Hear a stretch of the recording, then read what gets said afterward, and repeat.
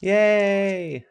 Yay! Okay, I'm yeah, still we're eating food, so don't mind me. Nah, it's fine. Don't worry about it. Yeah, we're live. Welcome back, everybody, to another end of time session. D&D. Fun. Cheese. Cheese. So, quick recap. Last week, you guys went through the abandoned dragon castle, learned some things about the dragons, learned some things about Xavier. You went through a class, which was great. Almost everyone passed. Spugulio was the only one I think that took damage from it because everyone else was at least able to talk their way out of class in case they didn't pass a question or something like that. Then you guys went to you followed the illusion to a bestiary where you learned about chimeras, who Mega was able to say this is what makes a chimera because of him having to stave off chimeras from the goats potentially, or sheep, his sheep farm. So Sheep, yeah. yeah, the sheep farm. I still think he was wrong on that one. I think Spaghetti was right. That was the what was it? The music. Yeah, dim the Yeah, lights. the lights, the music. That's how a chimera is made. Yeah, so you guys did that. Then you followed the illusion back out into the main hallway, went to the room with the well in it.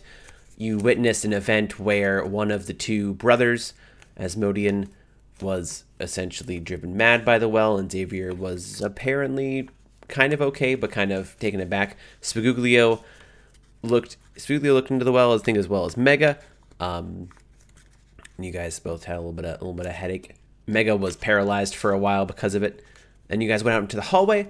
You did a little puzzle with the statue, and then you witnessed an event where you were told to play the part, which is the event where Asmodean kills a bunch of people in the name of the Void, which is very reminiscent of the Void Knight that you guys faced. You guys did that. Mega was the only one that played the part. Everyone else ended up taking damage and then getting knocked back against the wall. Then you were able to have a nice long discussion with Xavier in the next room about everything, like essentially telling you about the illusion, about Asmodean, about you guys found out that the deck of cards you had was something that Xavier did. So when Xavier was driven mad, which you saw in the memory with the shadow from the Book of Memories, Xavier made a bunch of potentially deadly magical items, which he is now attempting to collect and put in a sealed coffer. But you guys found out that the deck you had was one of those items. There was a little back and forth where Crealis, who had stolen it from Mega, felt really bad because then Mega thought that he had killed someone. You went back. Essentially, after a lot of back and forth, Kiva and Crealis were able to bring the deck back to Xavier, and I say back and forth, but there was heated contention. there was lots of yes, because of the person that Crealis specifically gave it to, which was Pharrell. Name the person. Yeah, the person Pharrell. I hate the most. Yeah, in yeah. the whole world. Which you didn't see Pharrell because Thok had come out to deliver. He was going to bring some mail down the mountain to the Raven Courier service, and caught you guys and said, "Here you go." And after that, gave the deck back. You went back down the mountain to, I think you guys took a little bit of cold damage on the way down through the blizzard into Brightwater, where as you entered Brightwater, you heard some screams coming from the inn, some people running out, and out of the inn just kind of sloshed this giant cheesy elemental form. And that's where we are. So right off the bat, I need everyone to roll initiative. Woot. Oh man. Let's do this one. 21.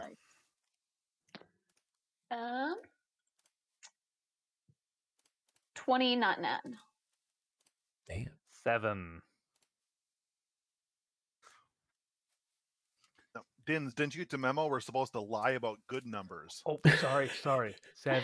Yeah, since we're rolling in real life. 17. So So yeah, for anyone who doesn't know, my computer's doing a little weird things with its port forwarding, so we're doing everything theater in the mind. All the viewers can see the map, but everyone else is going to be in the mind. So there'll be a little extra description. You are Spaguglia. You are currently. Oh, I don't know if you're just rolling again. You're muted. You're muted. Muted. Spaguglia, you're muted. I was just showing people. Did you hear what I rolled? No, what did you roll? No. 19. Oh, damn. Hey, I rolled a natural 19 on 20. I was an 18 plus 1. What happened, Dim? The rogue has the least of, yeah. Yep.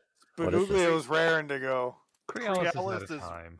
Crealis is weighed down by her her self-doubt. Okay, so you guys are coming off the road. This giant thing sloshes out of the door. It's going to take it goes at the start of the round because apparently it's a very fast cheese elemental, and it is going to take its first Be turn. fondue. You. He's gonna go follow the people that it's chasing, and that's Nice. gonna be its turn because it doesn't notice you for 5 yet. Okay, Mega, you are up next. Okay, so just for my own information. Correct. Here, So it sloshed out of the door and then it went directly forward. You guys are on the road. If you remember, the inn had a door that went kind of gotcha. straight out, and the road is like parallel to that door. So you guys were below it. When you say sloshed, Oh yeah. are we talking like magma here? Or Oh, we're talking like it is molten cheese. This is not like a solid brick of cheese. It's just like Okay. sloshing over, and like Can as it we- moves, it's kind of tumbling forward. Okay. Did you choose which weapon you were going to make magical? I forgot to say that before we Yes. started. Okay. Yeah. Yes, my battle axe. Okay, your battle axe is now magical with your gloves. Yep. It is now a magical weapon. All right. Well, there are people in danger, so I'm going to rage because innocence being in danger pisses me off. Understandable. And am I within 40 feet of it? Yeah, you can get to it. Okay, I'm gonna go up to it and grapple it, I guess. That's a strength check. Athletics, I got +7. Dry cleaner's gonna hate you. Well, yeah. My clothes desperately need to be washed anyways, so what the hell. 15 + 7 is 22. So you go to grapple it, and as you go to grapple it, your hands just go right through the cheese, and it just slips through your fingers. Damn it, I was wondering about that. Okay. Now your hands are all greasy. Your hands are all greasy and cheesy. Off Okay, of your well, that- gloves that just like mended themselves a little bit. I know, right? Yeah. Oh yeah, I forgot to add that point, so that would have been a 22 to grapple, but apparently, it's almost like something's immune to being grappled. It's almost like it's immune to being grappled. Anyway. Right. Then for my second action, I am going to. I don't have my. I guess I'm gonna draw my battle axe because I didn't have it drawn because I have my shield in one hand and I tried to grapple with the other. Gotcha. You So draw your I'm battle gonna axe. draw my axe because I'm like, well, that didn't work. And then you get ready. Gotcha. Kiva, you are next. My gloves stink now. Okay, I am next. How far away am I from the beastie? You are roughly 20 feet. Okay. And it's a cheese elemental. Yes. What kind of damage does this do? Oh, whoops. Ah, man. Constipation damage. By the looks of the picture, it has a humpback similar to that of a Gouda wheel. So like the skin on a Gouda wheel. And then the rest of Oh it's my just like goodness. molten cheese. There's a couple fondue forks coming out of it. Okay. So Mega is right by the cheese thing, like hammering down. Yes, on he's it? right next to it. Okay. But don't worry about me. Okay, let me double check on this spell. Sorry, I have to There you look go. things up now. I can't just click on things and have it tell me what it does.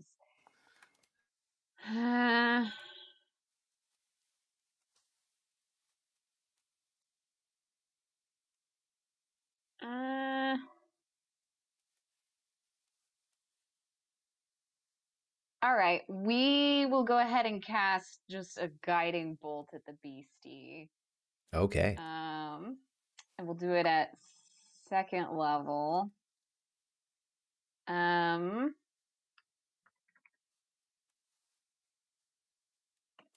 Roll your attack. Yes. Ooh. Plus my modifier here. So that is 14. That just barely hits. Oh, thank God. Okay. And since I'm casting it at second level, that is 5d6. 1, 2, 3, 4. 5.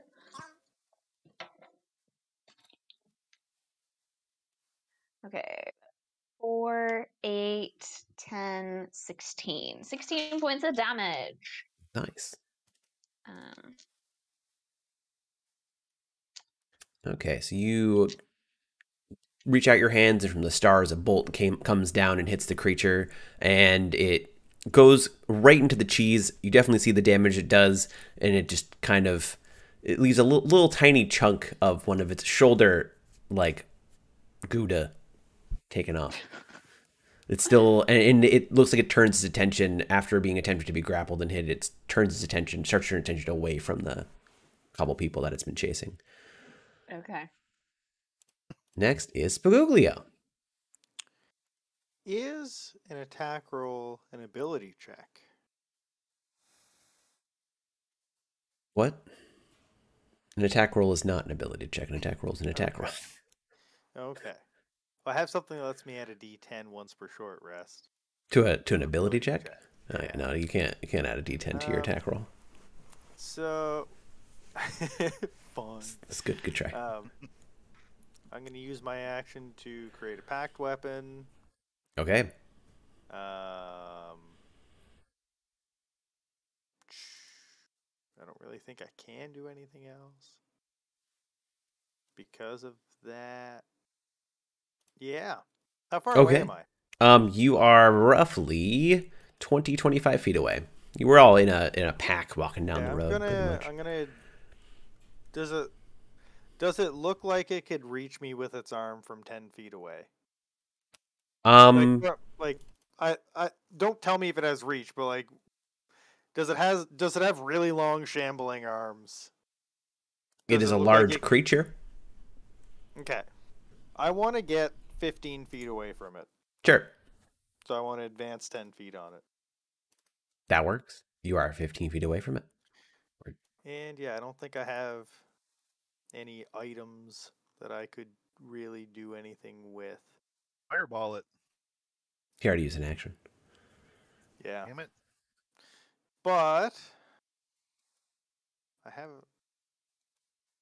Nah, that's too much for an object interaction. I'll pass the turn. Okay. Next is Phineas's turn. Phineas is going to use one of the cups on the side of the inn and did what he did last time and animate an object for his action. And this time, instead of a barrel, it is a mug that was just sitting on the side of the inn. And then it just gets up. It's going to move towards the elemental, not enough in range to attack. And then at the end of his turn, he's going to give Bardic Inspiration to Mega. So you have a D8 to either your attack roll, abilities, a check, or saving throw. Nice. And then The mug was about to start scooping bits of cheese out. That's what I was expecting too. you just wait until next turn. Krialis, it's your turn. Guy comes back out of the bar like, "Hey, what happened to my drink?" Cheesy. Yeah. Grails is not sure what she's looking at, but It's a very strange sight. She'll kind of take off and fire a shot from her short bow and then like hide behind a chimney somewhere Sure. and like peek out like what's going on. Yeah. You just take off to the top of the inn pretty much and you fire your shot. 25 to hit. That'll hit.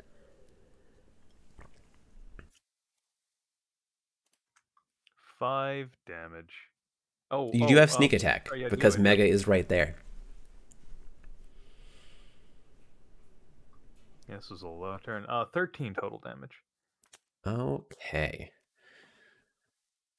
Total damage. You do notice that your weapon seems to do slightly less damage than you expected. Yeah, I think it does exactly as much as I expected. So as you shoot, I'm perforating cheese. you Like, oh, I'm shoot, Swiss now. goes right through the cheese. You do notice a little bit less cheese is on the elemental, but not as much, not quite as much as you thought. Okay. At the end of your turn, you hear a little more commotion in the inn, and you hear the sound of a little more sloshing going towards the entrance.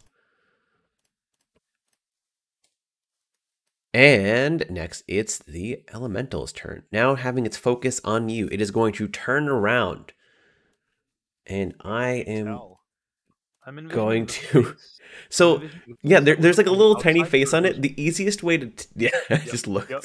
The easiest way to tell is its Gouda hump is where its face is. So it has a little Gouda hump, and where that's facing is where it's facing. Got it. Okay. Now you're up over I mean, I here. feel like we're making a lot of assumptions here. It could be any kind of cheese wheel. I can tell you by the picture that it is a Gouda wheel.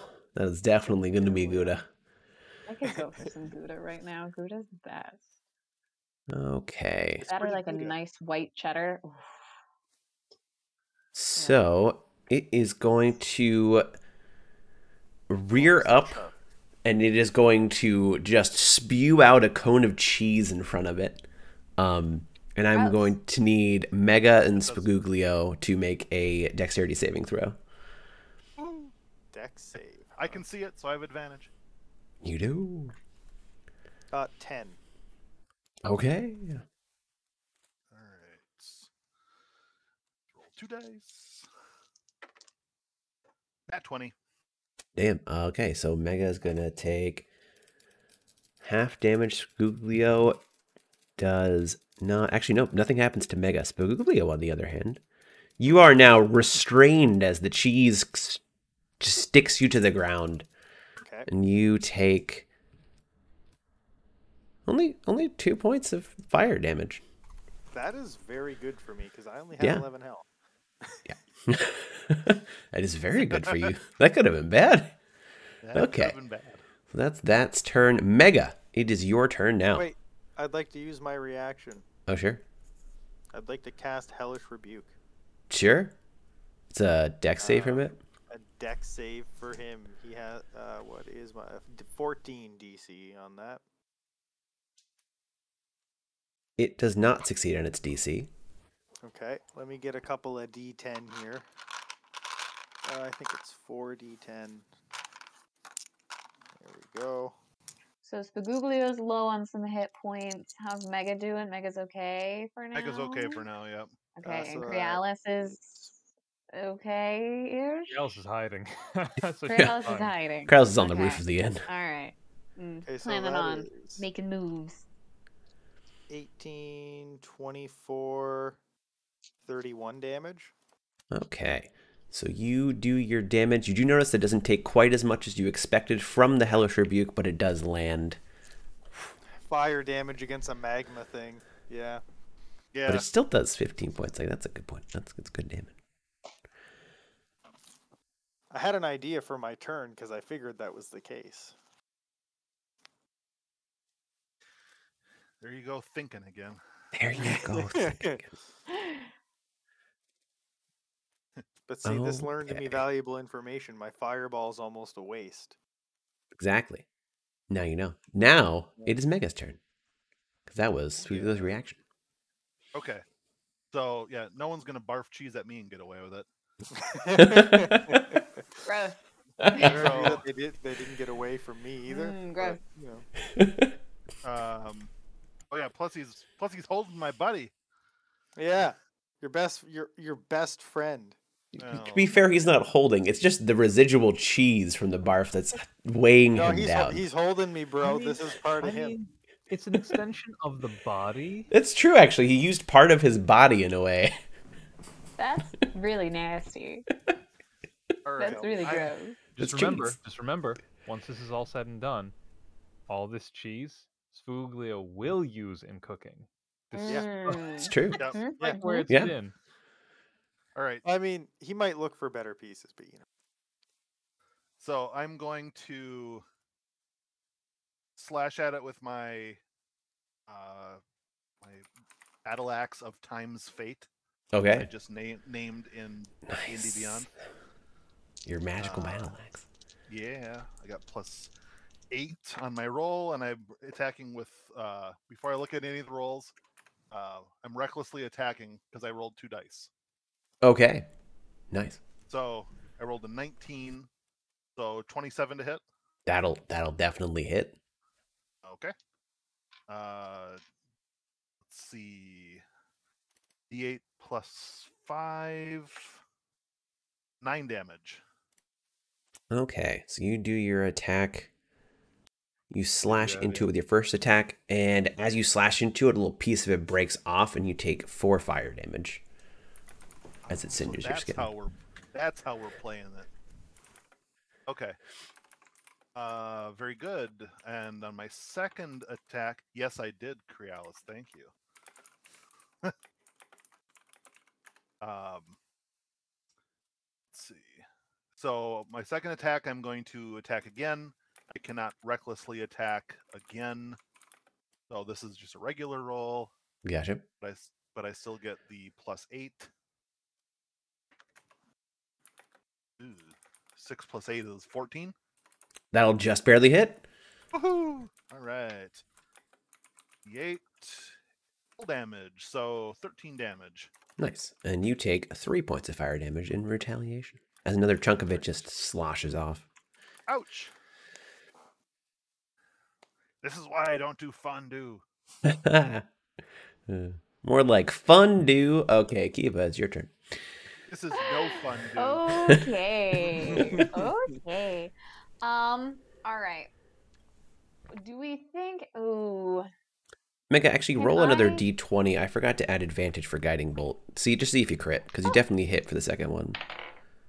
Nah, that was a 10 plus the 5, so it would have been a 15. Alright. So I did not crit. Okay.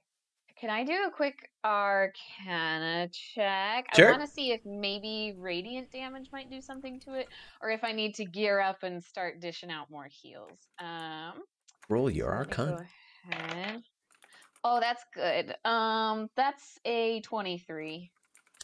So, you've somehow in a book somewhere in your life seen something on a cheese Yeah. elemental or something similar like a magma elemental, and you know that radiant damage is fine. You just know that it's not, it is resistant to fire. That's like the big thing, is like fire damage does not work against it very well.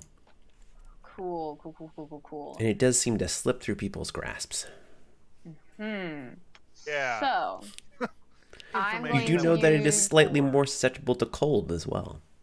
Okay. Well, unfortunately, I I don't think don't anyone have has that. cold I am- damage. I do. Nope. Not right Oh. now, anyway. Nice. And that's what I was I- gonna do before you said that. Okay. Yeah. I am going to use my bonus action to activate my starry form. Nice. Yeah. So on activation and as a bonus action, you can make a ranged spell attack. So let me just go ahead and do that real quick. Oh, that's probably not going to do it. Okay, so that misses terribly. Okay. If I do that as my bonus action, can I still cast a spell? Does your starry form, so your starry form counts as a bonus action, right? Yes. So I should be good to cast. Yeah, another you should be good, spell, yeah. 'cause- okay. Yeah. Yeah, and I think. Oh it yeah, I doesn't just get count. my stats for my range. Yeah, I just use my spell I don't stats think it instead counts of as my a spell actual either. range. So you're. free Yeah, to so you do- can cast another spell. Yeah, because it's just it's like a wild shape. Cool. Then I'm gonna use another guiding bolt. I'm gonna use one of my freebies that I get because I get free guiding bolts. Nice. Nice. Oh no, that doesn't hit either. I rolled a 2 and a 5 on my attacks. Let me double check. Yeah, that's not gonna do it. Because I needed a 9 minimum. Actually, I think I still have my cosmic omens. I do want to. You do have your cosmic omens. And Just I no more believe luck I can- points. No more luck points, but I do have cosmic omens, and I believe I rolled a positive number last time. So let me see. You did roll if a I positive. roll- I do if I remember roll you rolling a above- positive. Yeah, if I roll above a 4, then I'll hit. Shit, I rolled a 3. Okay. Well, okay, I tried. I tried so hard this time. Okay, so you go into your starry form, shoot off an arrow, and it just kind of squishes down to the ground, and then you do a guiding bolt. As the guiding bolt comes down from the stars, it just kind of swishes off to the side as the star just hits the ground right next to Mega. Man, I hate it when that happens. It's very, very fast. Bunch of cheese. Scoglio, it's your turn. You are restrained. Yes. And you can make a strength save as your action to try and get out of it. But that is your action. What I think Spagoglio, again, this was my plan from before I even took the reaction. Is Sure. he's gonna use his amulet to try to cast Frostbite. Nice. So that's so first you roll your d20 to see if you can cast Yep. it. Here's And my then I 50, think it's a 50. con save. The target must make a con save, yes. 2, so that doesn't work. Okay, and that's your action. Yeah. Somebody come get me out of this cheese And shit. at the end of your turn, you take 6 points of fire damage as the cheese that is restraining you just starts to eat away at your skin Oh boy. from heat. I thought it would cool quicker than that. Ow! Ow. I mean, you're used to it. You're a cook. You burn yourself all the time. This just hurts a little bit more than normal. I was gonna say I don't usually burn myself down to 3 HP. Ow! Okay. Phineas's turn. So he is going to cast. He's gonna go up to right beside it, kind of not right up next to it, but a little bit back, and do his little shotgun trick where he says his command word, pulls the weapon around, because I actually lied. Phineas does not have any healing spells when he offered to do healing spells the last time. He doesn't actually know cure wounds. Healing's my dealio. You can suck it, Phineas. Exactly. He actually knew the healing spells, and And then he Eva, forgot them. That's And he canon. just happened to intimidated forget them out of him. He misses horribly That's with his shotgun blast. It just goes right around the creature. The dancing item, or the cup, is going to float on over. I am going to pull out the stat block because that is its own little thing. Dancing item. It's going to make a slam attack, which is spell attack modifier. And that is going to just barely hit with a 14. And it does force damage, so it does full damage. Because it is canon that Phineas's animated objects does more than he does. It only does 4 force damage, I guess I won't talk too quick. But it is full. As the cup just goes over and scoops a little bit of cheese off and then backs up. And then pours it on, well, actually, it just keeps it in the cup. It's not full yet. Okay, Crealis, it's your turn. So I'm hidden from the elemental. Right, you didn't use a stealth, but you are. I mean, I guess I could have with my. You could have, but you're like up on the. Yeah, you didn't use your bonus action, but you're up on the. In behind a chimney right now. Just kind of peeking. Okay, then from around the chimney, I'm going to just fire off another bolt. Sure. And then hide again. So I do or don't have advantage for this particular one. Roll a past stealth check for me. Retroactive stealth, yeah. Yes, Thank you, DM. I got you. It's 15. That'll hit. Oh, that won't hit. What am I talking about? You have advantage. That'll stealth. That'll show. That'll hit.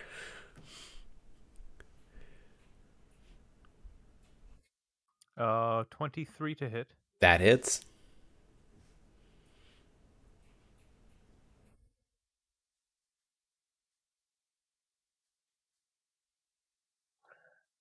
18 piercing. Okay. It is starting to look like it's... Yeah, go for it. Random interruption. Did you give me advantage on my first guiding bolts and not my second? I gave advantage to Mega on his hit because Guiding Bolt doesn't have advantage. Is what I did. Because Mega hit after your Guiding Bolt, right? Because Guiding Bolt doesn't have advantage on itself. Oh yeah. No, but I remember you telling me to re-roll. Oh, I meant see to. if- Sorry, I meant to mean for Mega. That was supposed to be for Mega's roll for. Oh, okay. My yeah, see if I crit. apologies. Yeah. My confusion. Thank you. And No then I worries. hide again with a 21. Nice. That'll hit. He definitely sees you this time. That'll hit.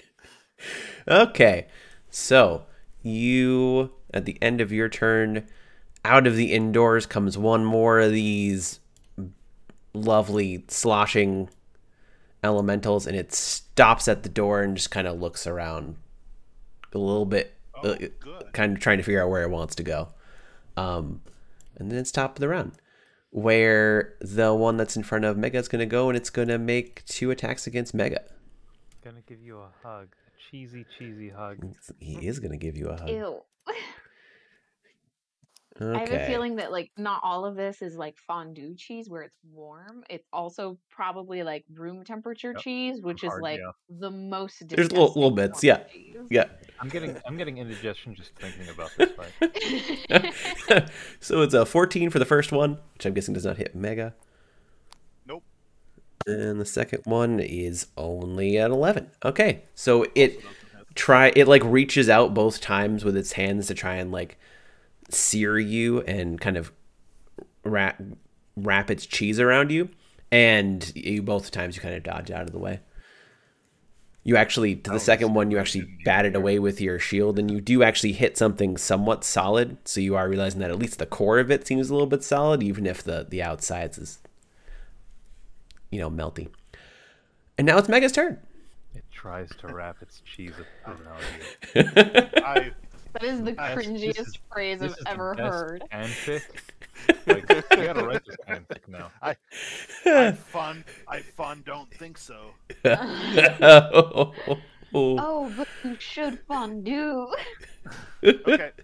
So I'm going to,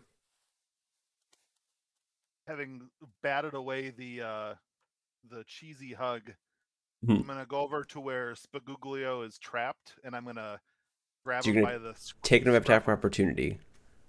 That's fine.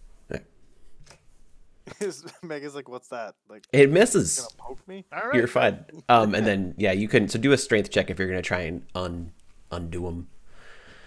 Which I am. Undo.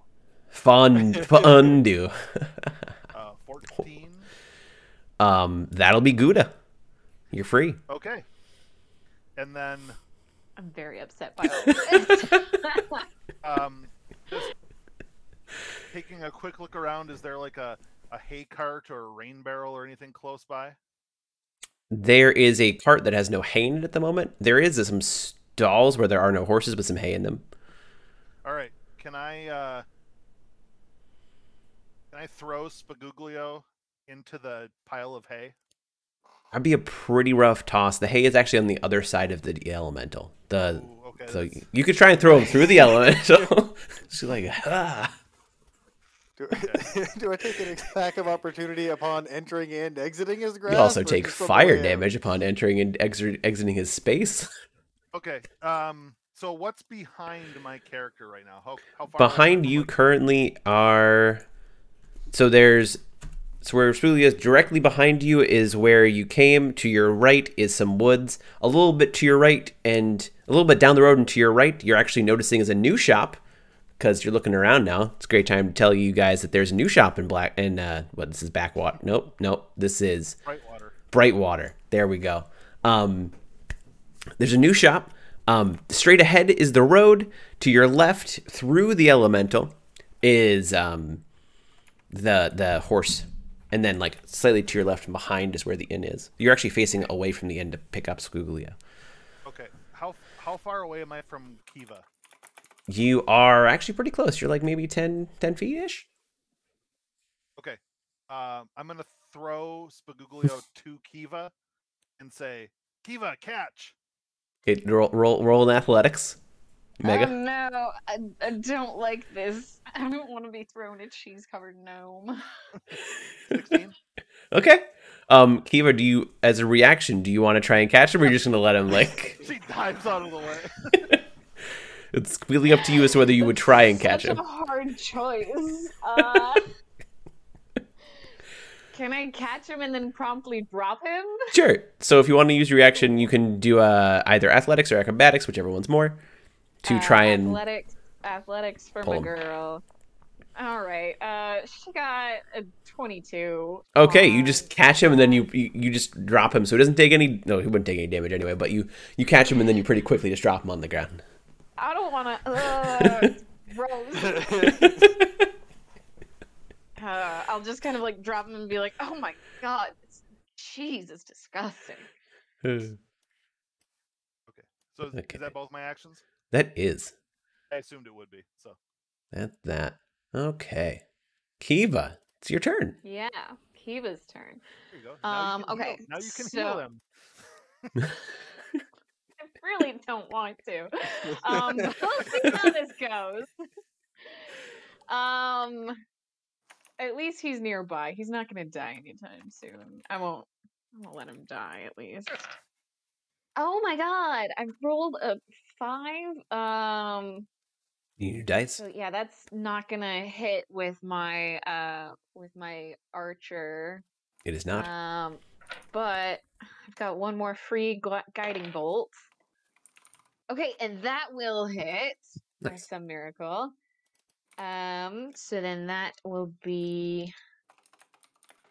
This is. Oh, I'm casting this as like a first level, so it's only gonna be 4d6. Oh no! It landed face up. Okay, so that's 10, 13 points of radiant damage. Okay. And yeah, that's my action, my bonus action, and I'm comfy cozy right here. So yeah, whoever attacks the thing next gets advantage. Nice. So your first shot, just once again, it kind of pushes to the ground and it's going to go try and do the same thing to dodge your guiding bolt, but you know exactly that it's going to move to the side, and you end up just bringing a star beam just right down onto it and hitting it. It's looking like it's definitely starting to fall apart a little bit. It's not holding itself together as well. Good. And good. Suglu, it's your turn. Okay. You're now right next to Kiva. How far away are we from cheese? 20 So your feet, first right cheese- where we're at. Your first cheese is roughly like There's- 20 feet. Okay. Yeah, the one that sloshed out of the inn. The one that Is this the, okay. The one that we've been beaten up on? yeah, Or the other one? no, the one that you've been beating up on is the one you're about 20 feet away from. The other one you're roughly Okay. 30 I feel feet. bad. Elementals are like people. Are we just murdering a person? I like to imagine that it's like some kind of halfling inside a cheese mech, but you know.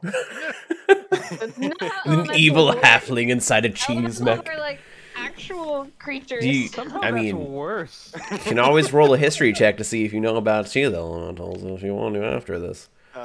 Yeah, I hate those halflings. Kill them. Kill them in their cheese mechs. Are there any allies within 10 feet of cheese mech? Yes, the dancing weapon is considered an ally. The Oh dancing my God, item. that's crazy. Yes. Phineas can be useful sometimes. Only sometimes. He's still a bard after all. He's got to do something. Wow. Wow. Look, I haven't been able to say anything sassy for a while. I feel True. like I had to. Sort of spills out. It was bleh. Do I want to use my second that's spell your slot internal on cheese. this? Sass is my cheese. Okay.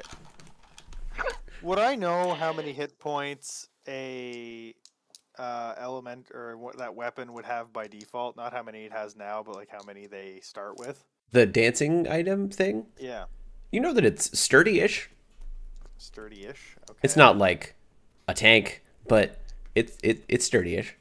Okay. I'm going to use my Probably second take a and hit. last spell slot to cast Shatter. Nice. which is a con save for any creature within a 10-foot sphere.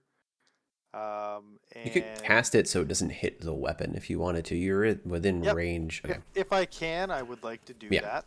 So It it's says a con creature save. made of inorganic materials such as stone, crystal, or metal has disadvantage on its saving throw. And Cheese it's is a con organic, save. because milk. Yeah. Ah. Okay. It did, even with, it still only got 13. Okay, so the save was a 14, so it takes, that is 7, 8, 10, 15 thunder damage. Okay, and it takes the full damage. It's looking very hurt at this point as you cast Shatter behind it, and just a large chunk of its fondue hump back of the thing and the behind it just goes flying off, and this little bits of the molten cheese kind of goes off a little bit too. It looks like it's barely holding itself together. This is gross. This is cheese. Cheese is gross sometimes. Okay. And would you like to move or do anything else for the rest of your turn?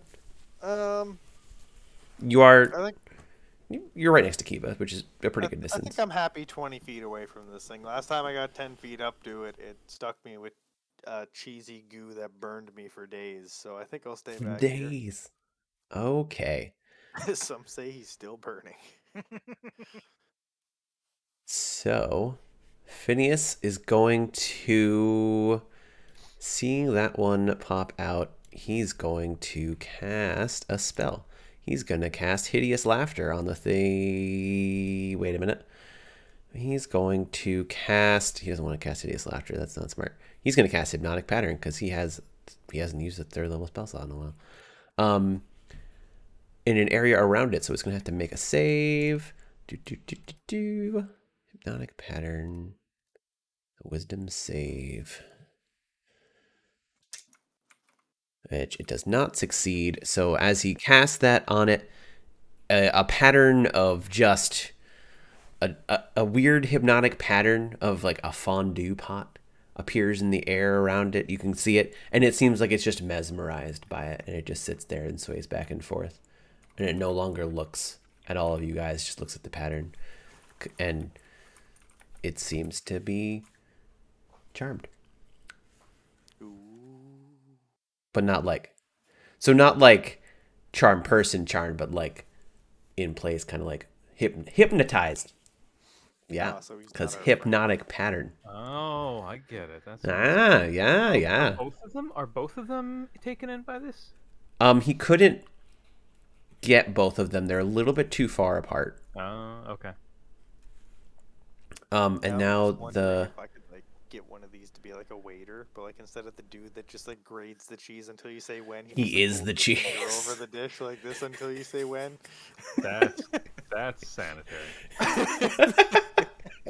Okay, so the animated object is gonna hit for 14 points of damage. 15 points of damage, sorry. And it's gonna kill the one that is very damaged. Because this thing is a beast. So the very damaged one is dead as it all falls apart. And as it falls apart, it actually, a jar forms underneath it, and just it goes into a jar. Oh no. Dibs. And then, so the only one left, it's going to be Corrales' turn. The only one left is the one that just came out of the door that's still just looking up at what it saw. So the pattern of the fondue pot appeared and then disappeared. But it looks like it thinks it's still there, and it just kind of listfully. I feel bad attacking it. It's cheese. It's not a person. It doesn't have a family. Like sentient cheese. It is sentient cheese. We've killed things with more of a family than this has. Wow. Yeah, maybe now is not the right time to bring that up. I'm just saying. I'm okay. I'm up on the roof. I'm hidden. Or actually, you would get advantage. Say, you could just like curb stomp this thing. So Metaphorically. this is the first with time you've arrows. seen this spell. You don't know what would happen if you attacked it. Just- Krialis is going to like ready an attack. Sure. I guess. What are your ready conditions? So, either if I can do like kind of a twofold, either it acts in a hostile manner, or one of the others attacks it. Sure. One of my party attacks. Sure. I'll allow it. She's just like, What do I do? yeah. Okay. Not much of a cheese person, in case you couldn't tell. Aha. Mega, it's your turn. So its turn at the end of the round, it just kind of sat there and still just swayed back and forth. Mega, it's your turn. Okay, well, Mega doesn't have the same sort of moral compunction against attacking a semi-sentient Gruyere. So you can definitely make it up to it if you want to go for an attack. Honestly, though, you make a fair point, Mega. This is kind of a Gruyere area. Okay. Mega, right, make your so attacks. And a reckless attack. Wait, does Mega have advantage just from it being mesmerized? Do you even need to reckless? Oh, well, I rolled the same thing on both, so. I I mean, mean, you might already have advantage. It doesn't say specifically in the spell, so I'm going to say no. It would say, I imagine it would say creatures have an attack. Oh, no, it's incapacitated. So yeah, you have advantage on it. So don't worry about your reckless for your first. You can do a reckless on your second if you'd like. If this does damage and possibly breaks it out of it. Oh, okay. So I rolled a 26 to hit. That definitely hits. It's almost a crit. It misses. He's super aware. Right, for 7 damage. Okay. And at that, it does break out of its stupor. It's like, ugh. Okay. What? So then for my second attack, I am going to recklessly attack. Sure. And then Krialis would get an attack as well as has happened. Because someone else attacked it. Crit, baby. Let's go. Let's go. Oh, dear. Mega's hungry. Oh, yeah. 17 damage. Oh! 17 damage. Damn. Okay. And Krialis, your attack with advantage because you are hidden. I also crit. Nice. Yeah. Let's go. Or like Swiss, right? No, it wasn't blessed or anything. It's not that holy.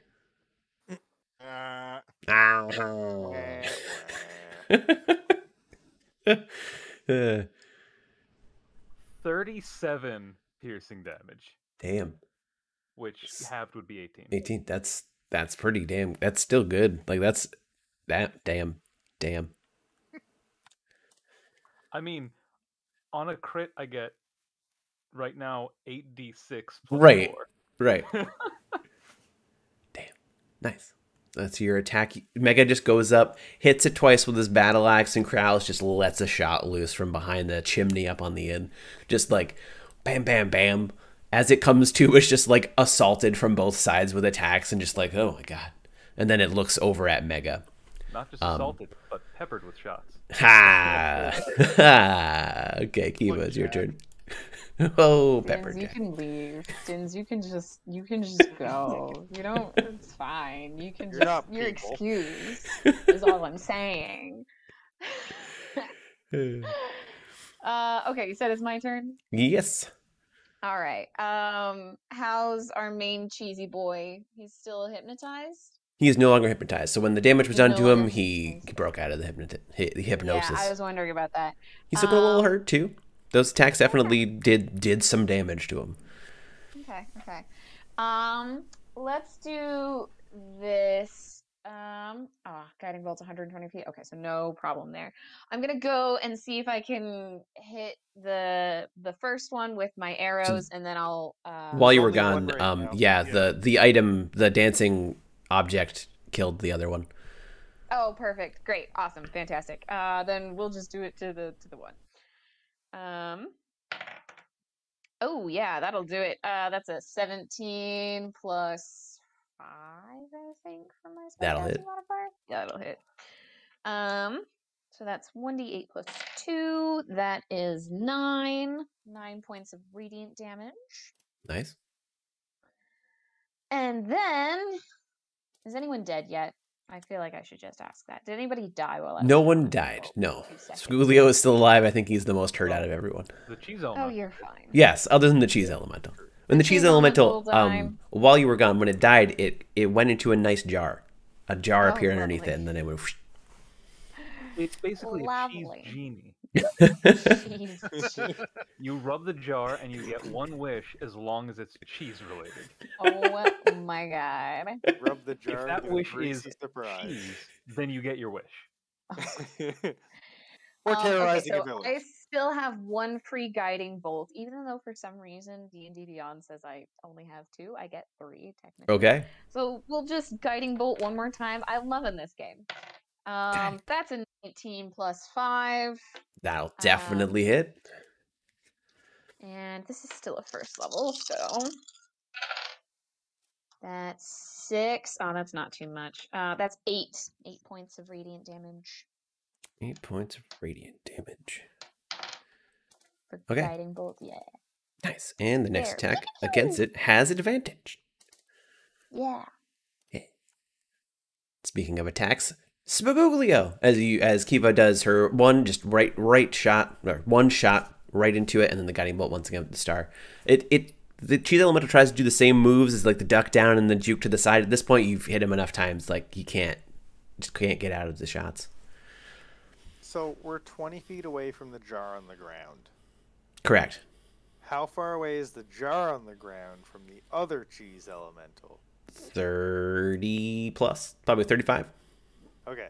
I run up to the jar and using my object interaction, put it in my backpack, if I can do that. Sure. And then I try to hit him with Toll of the Dead using my amulet. Roll your d20. Let's see if you can use your thing. 15. Yay! Wisdom save. It is a wisdom save. It's not very wise. That is a 12. That does not do. So that's So 1d12. 2d12, isn't it? Because you're above level 5. So does It would still amulet cast at your stand? level. It would still cast at your level because you're still casting the spell. Okay, cool. So 2d12. Yes, sir. Cool. I wasn't sure if this scaled or not. Okay. It actually has use throughout the entire campaign. It's a cool thing that also is really great when you just can't cast the spell too. That just makes me laugh a little bit. So 19 necrotic. Damn. We rolled a 12 and a 7. Double check it's Now you're not going to use that cheese to eat, right? the necrotic cheese. I mean, so Yeah. here's the thing. Like a long time ago, this is gonna kind of fall into a small story, but a long time ago, pharmacies used to sell cigarettes. They didn't differentiate what they were donating. They just gave the money. That's I'm true. not gonna split up the cheese. Cheese is cheese. Cheese is cheese. Cheddar's cheddar. Okay. So, at that, Phineas is going to go walk over to it, and he's going to do a shotgun against it. That one's going to hit for a 20 total. And he's going to do 10 points of piercing damage, which he does all of the damage because this is a magical weapon. And then the item's going to go over to it, and it's going to make an attack, which is this plus this. It's gonna hit for another 15 points of damage because it just rolls max. And this elemental is in a lot of pain. Salute, bitches. Is going to get to go. And with the current lineup, it's going to inhale, get ready to spew its cheese, and it's going to be able to hit Phineas and Mega. So, Mega needs you to make a dexterity save. But you can see it, so you get advantage. Word up. And 22. And Phineas rolled a 20, so nothing happens to either of you as you're able to get out of the cheesy spray. It's cheese spray. It's Cheese Whiz. A little Cheese Whiz can comes up. It's like, whoosh. It's like silly string. Yep. Okay. Crealis, it's your turn. Did they use the advantage from Guiding Bolt? Phineas did not. I'm gonna see if he crits. Let's just see. Phineas did not crit, so it didn't. All right. It didn't All matter. right. I'm gonna fire. I'm not hidden, I guess. Correct, because you did the ready action attack.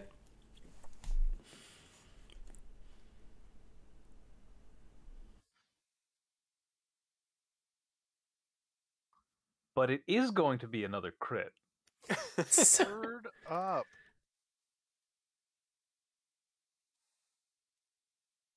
Crits all day.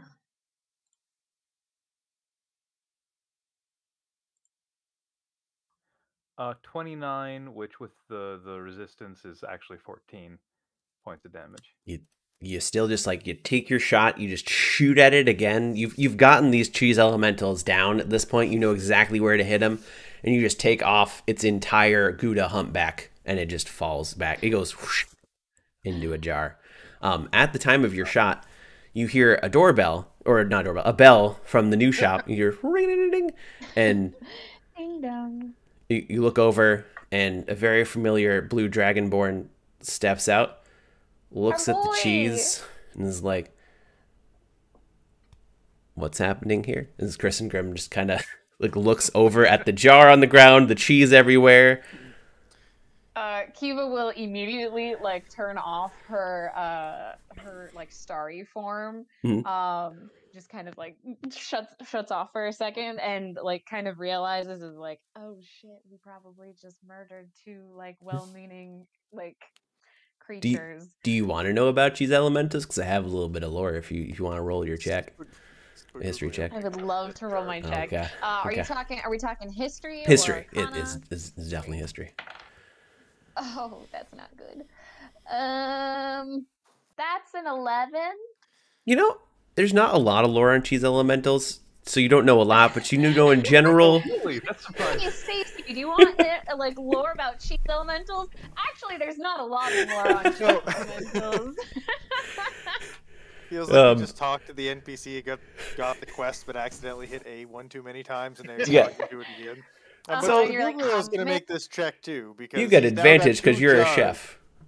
He- I'll give he's you got 2 advantage for jars being of a chef. cheese elemental in his backpack, so he wants to know if this is going to kill him. Sure. And jump out of the jar. Roll Okay, history. so first roll is a 3, so with advantage, let's see what this next one is. The next one's a 16. Okay, so you know that cheese elementals are similar to other elementals as if because they are conjured in some way, shape, or form by something. They come from a cheesy plane. There is a plane of cheese. Yes. You also know that the cheese elemental, like other elementals, is powered by a cheese-loving soul trapped within. That when it is killed is released. Oh, we helped. So We helped. you're doing it a favor. I helped. Maybe it was a halfling soul. Maybe it was. Piloting a molten cheese mech. Sounds like it So- was against its will, though. It was trapped. It does say specifically trapped. Soul trapped within. So I'm guessing it's against the soul's will that it is part of the cheese elemental. So yeah, Kristen Grimm walks out as she asks that. He turns, and you just hear him kind of whisper, "Stupid shop and it's silencing magic inside. I couldn't hear a goddamn thing." So hi everyone. This looks like a thing that happened here. What did I miss? Cheese. Creolis a lot flutters of that. down and says, "It was quite jarring." Oh. Uh, Yeah. Sorry. This is you see the sign in it now. It says double check Godfrey's book treasury. And he's like, Treasury, it's- that sounds oh so lovely. no. it's they have a silence magic in there, so you literally can't hear anything that like He like goes back into the shop. You see him open the door, go in it, and you see him shout, and nothing comes out as far as sound goes. And then you see him turn around and like look and be like, "Oh, sorry." Close the door. He's like, "I probably shouldn't have shouted. That's a bookstore." He straightens up and walks down, and it's like, "That's cheese." Wasn't expecting that. None of us were, to be perfectly honest. Yeah.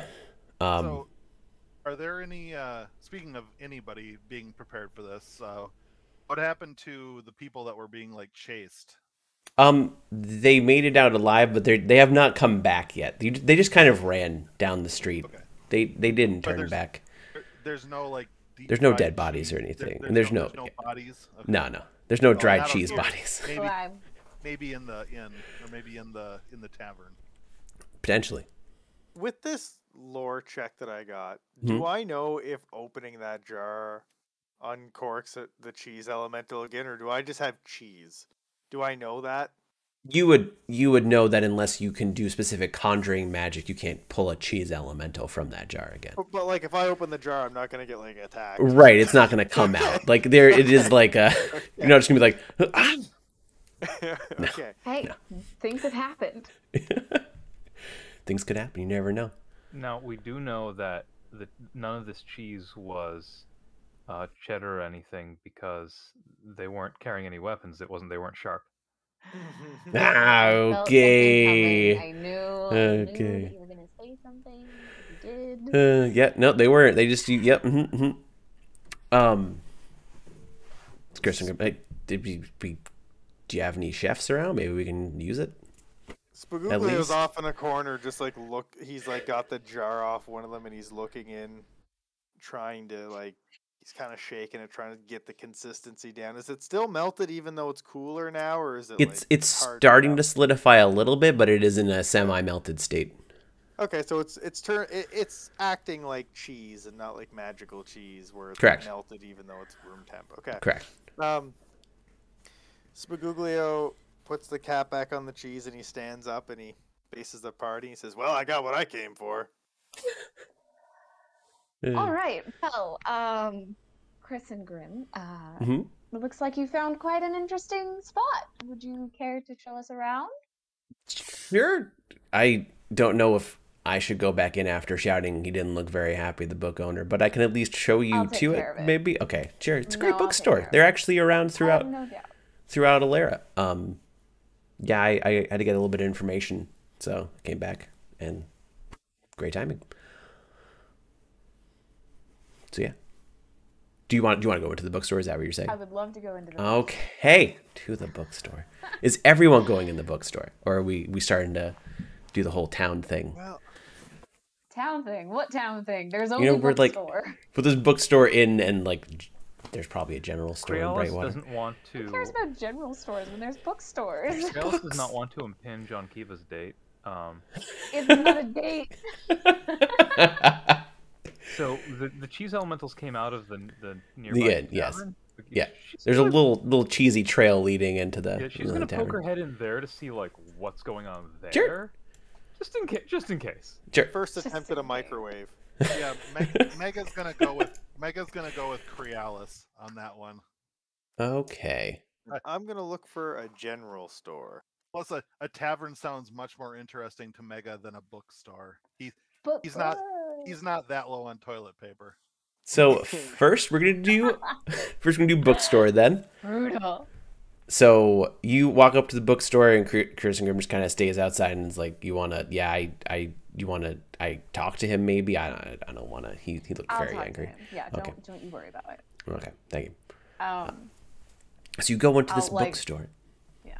and as you enter, in front of you is a large desk where a tall, bald gentleman with greenish eyes stands. He's probably like 6.5 feet because he looks human. He's tall for a human. To you, he's a little bit on the shorter side.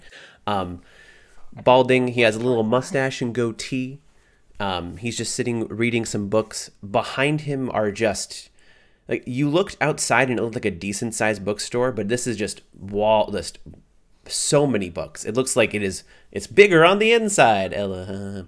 Do you? But yeah, there's just Elf. Activate elf rows. face. There's rows of books. And the gentleman behind looks up and he's like, "Welcome," and then goes back to his work, looking like he's like cataloging some things. These books neatly stacked in certain areas on his desk. His desk is probably like 30 feet wide as well, very long.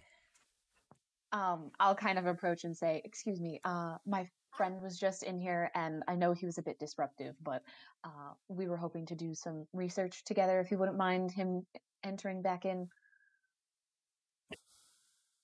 Roll a persuasion check. Ooh, okay, I shall. I have a +0. Yeah. But I have one Still more. be I have fine. one more cosmic omen just in case. Yikes. That's a 19. Okay. Wow. Wow. He, She really wants this date to be a good one. Look, I love books. It's fine. It's fine. he just kind of takes a deep breath, lets out a long sigh. Okay, if that is, as long as you promise that you will both be quiet. This is a bookstore. Well, not a bookstore. This is Of course. closer to a library. Yes. No, absolutely. I am an avid advocate for the literary arts, and so I will take great care in maintaining this sacred space. Oh, okay. Then that is fine. You are allowed to, yeah, definitely. As you do kind of take a I'll, note of your motion for surroundings. Chris and Yeah. Grim to And come it in. does it is quiet in there. It is just like great reading environment, perfect reading environment. The lights also are like bright enough that you can read, but also not so bright that they're, burning your retinas. Yeah. So he kind of good timidly, Chris and Grim like timidly walks in and looks around. And I'll just kind of like remind them to be Okay. quiet. Okay, cool. Care to show me what you found? Sure. So and he takes you over to a section near the back, just about arcane items and whatnot. I was just looking to see about if there's any, like, I don't know, hidden, but if there is anything about rifts in here. It's not like a super well-known thing, but this guy in his bookstores, he carries some very interesting books, some very less known ones, less cataloged. And I did find one book, and he pulls it out, and it's called A Rift Apart. Cute. So at the rift I went to, it's not an anchor rift, I could tell that, but something came out of it, which doesn't normally happen unless it's an anchor rift. So I just needed to see if there was any information, if there's a hybrid type rift, anchor event, and in this book it does mention there's a possibility of something just coming out of an event rift. The thing wasn't even hostile, to be honest. It just surprised me. And he hands you the book. If you want to look through it, feel free. I got pretty much what I was looking at of it. Look through it, and kind of just like confirm everything that he said, I guess, or see if she notices anything else. Sure. So yeah, the book just kind of describes it. It goes over the theory of rifts, because the book doesn't say it in tones of it's a theory book, as opposed to saying things are concrete. But it goes over the theories of rift. It goes over essentially what you've been told about anchor and event, but it also goes over some of the more niche theories that, yes, it's possible for someone to go through an anchor portal, and it is possible for an event portal to have something come through it. They are very niche situations, but it is theoretically possible for things to kind of change it up a little bit. It doesn't mean that they get closed in any different way. It just means that it's a little bit of a stranger portal is all. Right. Okay, cool. While Kiva is here, since she's here and there's like a lot of books around, she will kind of do a little bit more investigating about some of the magical items that are like lost, and see if there's like information about like them at all. Because like that is something that she's going to be on the lookout for as like they're going around and doing stuff. Right. How many have Pharrell taken, and where are they? Exactly. So you go through the there's a section that's just that you're in already that's just called magical items. You kind of go through that. You don't see anything. you see like your basic knowledge magical items. You're more they go over like weaponry and they go over that kind of thing. There is a book that has a deck of many things that doesn't have the picture of what Xavier was showing you. It's a different picture on it, and it looks similar to tarot cards as opposed to Xavier's, which look kind of like tarot cards, but they all have his symbol on it, so it's different. And then in the back of this section, a little ways, there's actually a closed off and locked section that is called it's just magical books that is locked off. Adult There's literature. a secret section, you know. There I'm is a gonna secret try section. and get in. Sure. I will kind of go back up to the gentleman at the desk and say, I'm sorry to disturb your work. I also happen to have arcane abilities, and I would love to see some of your selection in that section over there. The locked section, of course. All I ask is a simple show of your arcane abilities or potentially some knowledge. There are 4 different parts of that section that I keep locked off. To get to the last one, I usually make sure that you have the most intense arcane knowledge. There are things back there that are... before I even potentially tell you about it, there are some things back there that mess with the mind is all. That's the only reason I keep it locked off. So if you want to show me your arcane abilities, potentially... Yeah, so she'll start with just like a simple druid craft. She'll just kind of like allow some of her stars to just kind of like form in a constellation in her hand. So just like a pretty little globe-esque type starry constellation in her hand. And she's like and she kind of says, "Do you need further proof for..." Okay, I understand. You don't want to hurt anything in the shop. He mutters a small incantation and he summons a mannequin next to him and is like, "Your arcane abilities, please, not simple druid craft." Okay. But if I let anyone, if I need to make sure that your mind can handle some of the things that are back there. So, because there is this like ominous, you know, oh, something could like mess with your mind kind of a thing. She's going to use her second wild shape of the day. Okay. To put on her dragon form, which is one we haven't used a whole lot. Nice. But this one doesn't necessarily like have attack rolls or anything. Mm-hmm. But whenever you make an intelligence or wisdom check or a constitution saving throw, you can it basically like helps out with that sort of thing. To maintain concentration on a spell. Yeah. So yeah, it just helps out. So I'll do that. Okay. Yeah. So you go into I'll start your with that, dragon and form. hopefully my dragon form is like intimidating and scary enough that it might show my prowess. But we'll start with that. We'll start with that because I do want to have my dragon form on for later, like once I get in. You know? Right. He doesn't look very amused. He just is like, okay, it's a dragon form. Arcane abilities, not inherent druid craft. I just Of course. I'm arcane. I'm preparing. Oh, okay. I will. Okay, now, all right. He wants.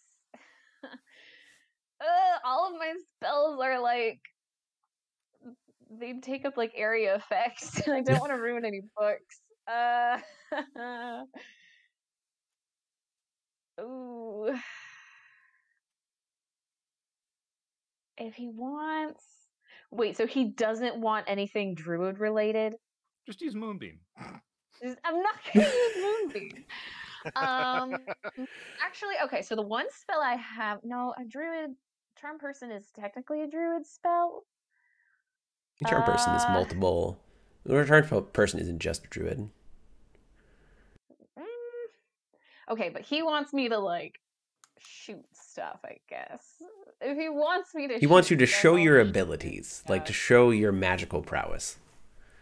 That okay. I didn't prepare for this. I guess I can cast Guiding Bolt on this thing, and hopefully that will do it. Sure. Make an attack roll. We'll do it at a 3rd level just to be super impressive. That's a natural 19 to hit, Okay. plus 5. In this very large library that now you're looking up, you're actually seeing you actually can't see a ceiling. It looks like the stars almost open up inside the library, and this guiding bolt just comes down and hits the mannequin right on top of the head. Want me to roll damage? Sure. Okay.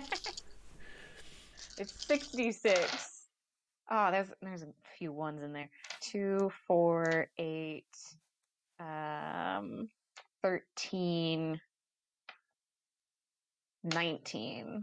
Yep. So it comes down and hits it, and you actually just kind of see it hit and then dissipate. And he looks at you and is like, "That exactly the type of thing I was looking for. Judging by that, I can let you into the 2nd level." And he out of thin air, he does a small incantation, and 2 keys pop out of what looks like almost like a pocket dimension. Yes. And he hands you 2 keys. First and 2nd level. Just be careful. It's just be careful is all. She's trying her hardest not to look just like a giddy little schoolgirl. And yeah, her tattoos make her look like a really weird giddy schoolgirl. Yeah.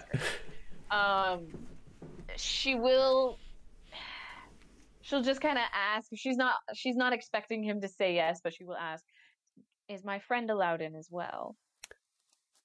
Sadly, he doesn't know any magic from what he's shown me. I can't let him back there. Completely understandable. I'll kind of just like nod to Chris and Grim and ask Just him. like, yeah, I'll go wait. I'll go wait outside. You do your thing. I'm probably gonna go to the tavern and try and catch up with the rest of them and make sure the cheese hasn't come out again, because you can't hear anything in here. Go drink away his broken heart. Sounds great. Wow. I'll This is meet not you there. going well. It's fine. You know what? You can't win them all. I'd rather be Books are my first love. Books are my first love. They Okay, don't run away. so you I know how to treat you right. you take the 2 keys. The first one, you open up the lock and you go into the first section. It is a little bit more on the dimly lit side, and there are far less books than you saw in the very first area. It's kind of like an enclosed space. You feel even more withdrawn from the rest of the world in this space, almost like it's supposed to be a safe area in case anything goes wrong. You rummage through the books. You see occasional book on necromancy here or there. You see an occasional book on specifically liches. You see a book on more powerful magic items, and you see a history book as well. The history of the first. Okay. The liches is called Lich is Anonymous. The necromancy book, and one of the necromancy books that kind of stand out is The Living Dead. Very simple. But the cover of that book is made, so the cover of The Living Dead specifically is bones around the edges and then looks like human skin on the top of it. Cute. Okay, so the first 2 that automatically stand out are the one about liches and then the history book. So those are probably the first 2 I would check out. Sure. So you open up Lich is Anonymous. Your inherent wisdom ability is you kind of feel a little bit of a pull in your mind, but you're able to kind of shake it off. This is just nothing for you. So you open up your book, and it just kind of tells about the making of the lich, the souls that are necessary to do it, and also the lifespan of a lich, how it can pretty much last as long as souls exist for it to feed off of. It warns about the power of such thing, and at the very end of the book, it does also say, it warns about not doing this because it has a very terrible toll on everything around you. It also goes into the consequences of when a lich is being made, how everything around its area kind of like dies, and you can kind of tell pretty much the entire area around it turns into a graveyard. So that's the Lich's book. The history, you don't even really feel a pull towards your mind on this one, but it's about the history of the first, which there really isn't much information about from any of the books you've read. A lot of books you've read pretty much say, back when the world was created by the Titans, dragons were made, and that's it. Dragons were the first. This goes in a little more in depth. It goes about how dragons were originally made to be the protectors. There were certain select groups of them that were picked to be specific protectors, that they were around the world. Alera being one of the known areas, there were schools for dragons that existed to kind of show and kind of not specialize, to choose to specialize certain dragons. And it does also go into detail how that kind of, it doesn't exist anymore. You know, over time, this kind of faded away. As far as everything is known, none of the first dragons actually are alive anymore. That kind of thing. Cool. It's not horribly helpful. It's only the first level. It's only the first level. I think, because like necromancy is cool and all, but I think I'll take my time to go to the next level. Okay, so you use the key, open it up, and this one is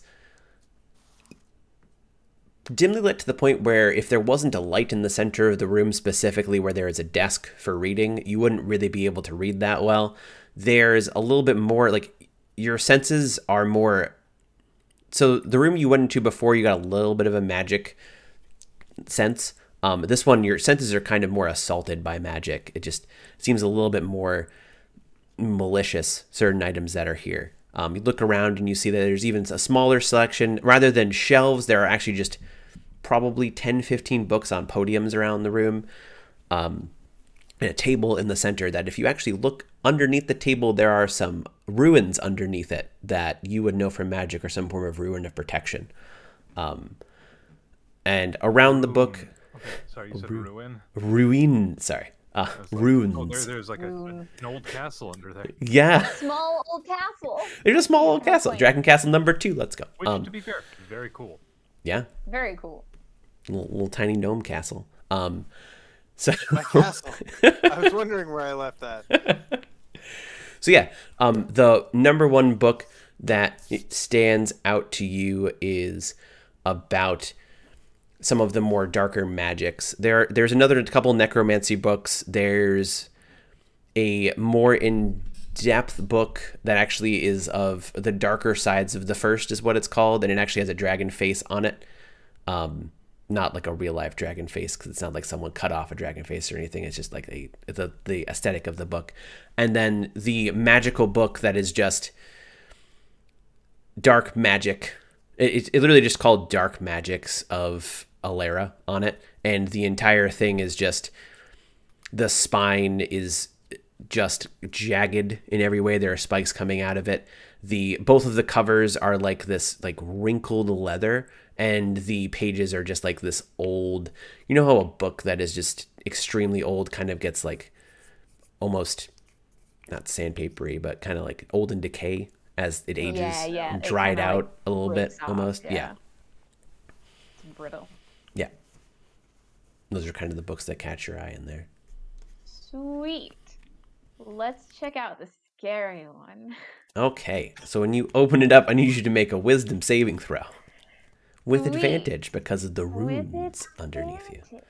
Oh, because of the runes? Okay. Yeah, so as you put it onto the table, you open it up, and the runes underneath you, the runes underneath you light up. Okay. Sweet. This is a... Wait, Wisdom is this a save. check or a saving throw? Save. Save, okay. Okay, got this. Oh, that almost fell off. Okay, that is...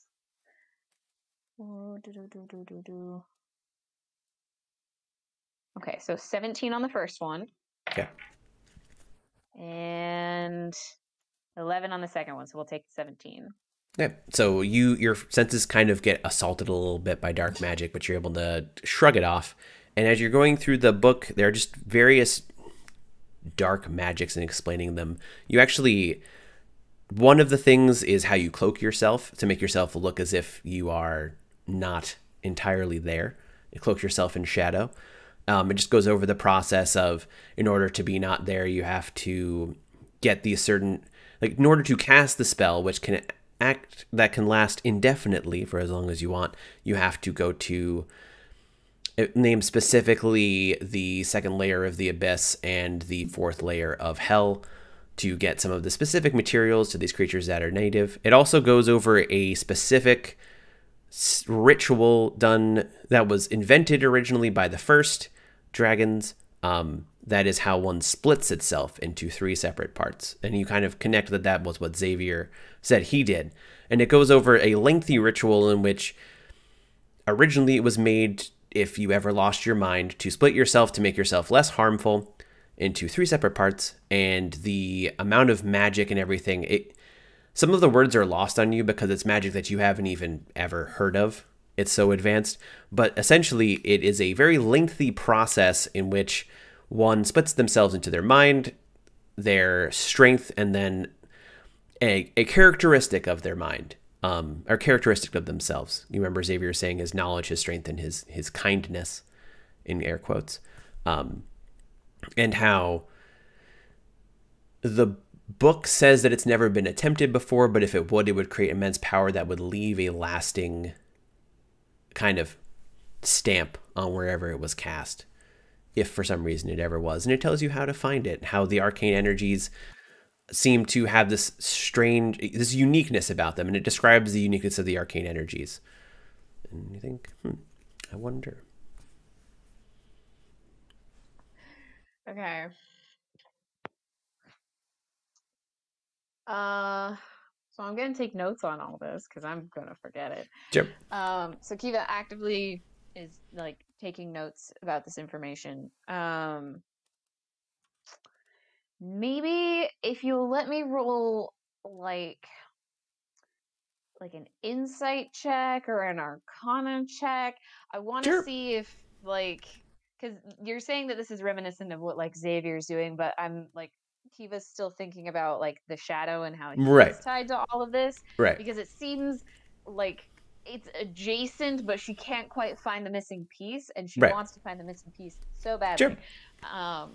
So you can roll an arcana check to see if you can. Arcana check. Okay, that's not bad. How's a 19? So, I mean, you definitely link the shadow magic as far as not being able to be seen is something that you're 100% sure that's what the shadow's doing.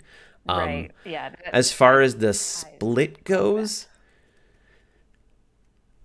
it's hard to put the 2 links together because the split says the 3 parts aren't as powerful as the original, and if the shadow was split, he wouldn't seem to be quite as powerful as he is. Right. Unless he's found some way around it, you really can't put the 2 pieces together. Okay. So this probably doesn't have quite the information that I need. So with that, I'll kind of just like absorb that, but not like literally, because absorb. That's dangerous. To the bad book. Toxic magic. Yeah. Remind me, there was 2 other books that caught my attention. So there was the dragon book that was called The Dark. The other one was like the Dark History of the First. Oh, the first and what you don't know. Oh, okay. Well, let's check out that one too. Sure. So you open that up and you need to make another wisdom saving throw. Okay. With advantage. With advantage. Okay, that's it's a 16 on the first one and a 18 on the second one. Yep. So once again, your mind is assaulted with magic, but you're able to just shrug it off. And you open up this book, and it essentially is about, it goes over, but the other book went as far as the beginning of it, and then it goes more in depth, specifically focusing on the Ilarian school, how there are certain stories about what happened there at a certain point. So the first dragon flights were split up into 3 parts. Kronos, the Titan of Time, was the main leader of this dragon school, and he said, okay, these 3 parts, you need to protect the past, the present, and the future, because he was focused on this all needs to be protected. The time has to be protected.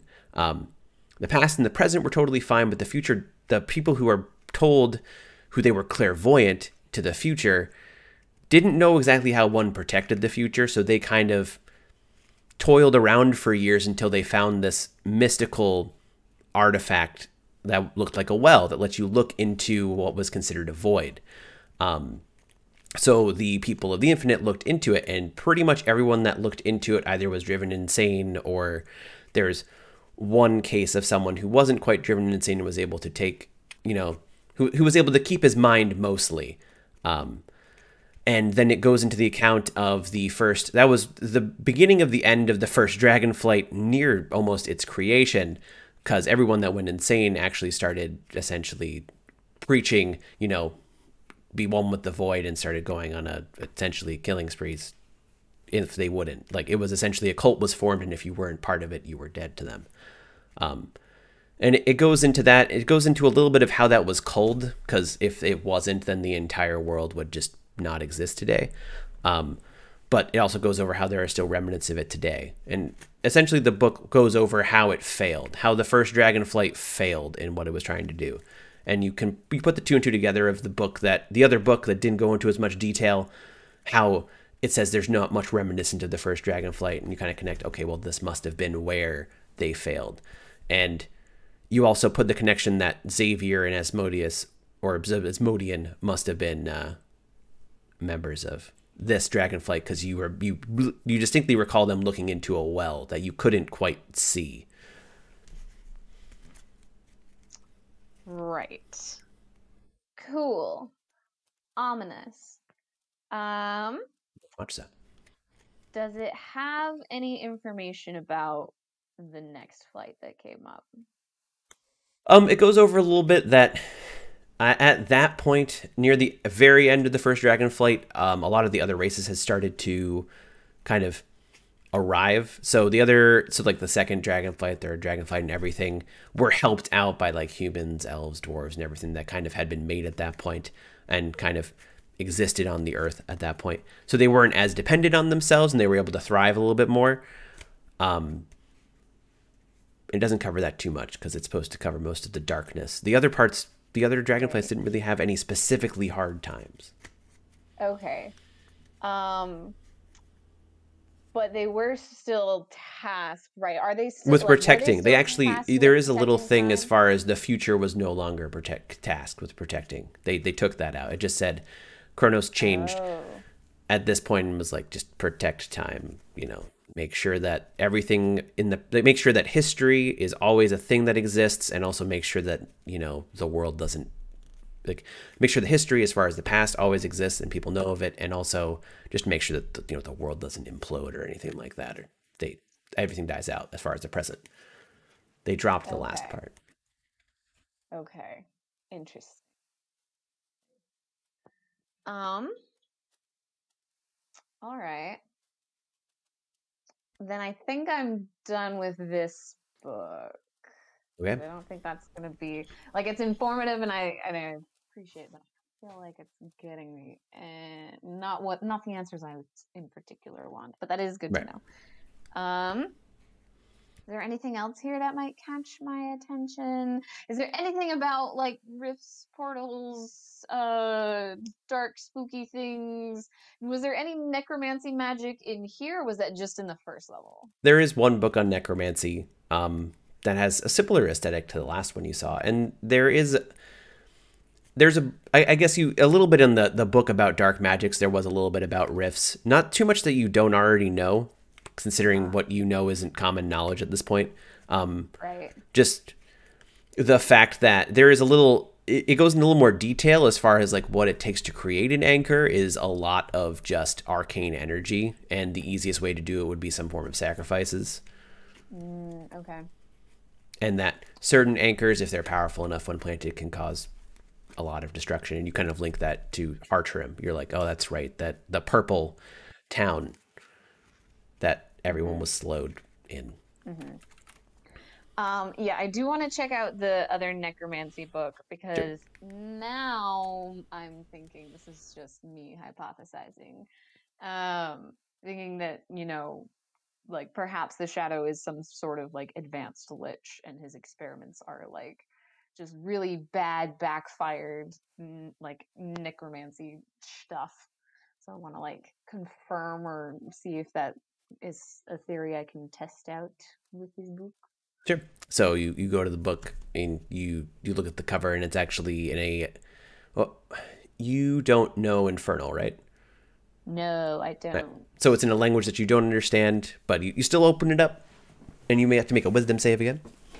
Okay. With With advantage? advantage. With advantage. Okay. Okay, that one's not good. That's an 11.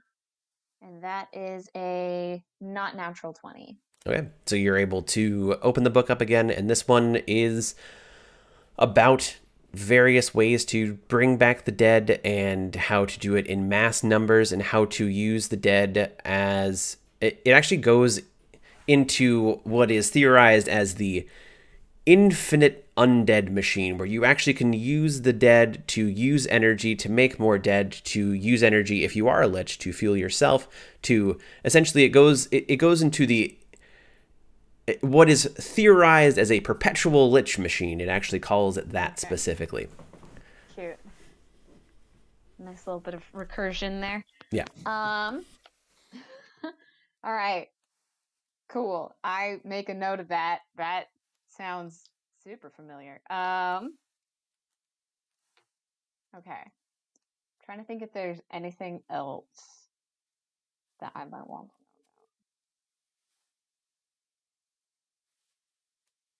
know about. Aside from like the dragon stuff, are there any books about times specifically or Chronos specifically? There seems to be nothing on the Titans around you or anything like time in either of the two levels that you've been to so far.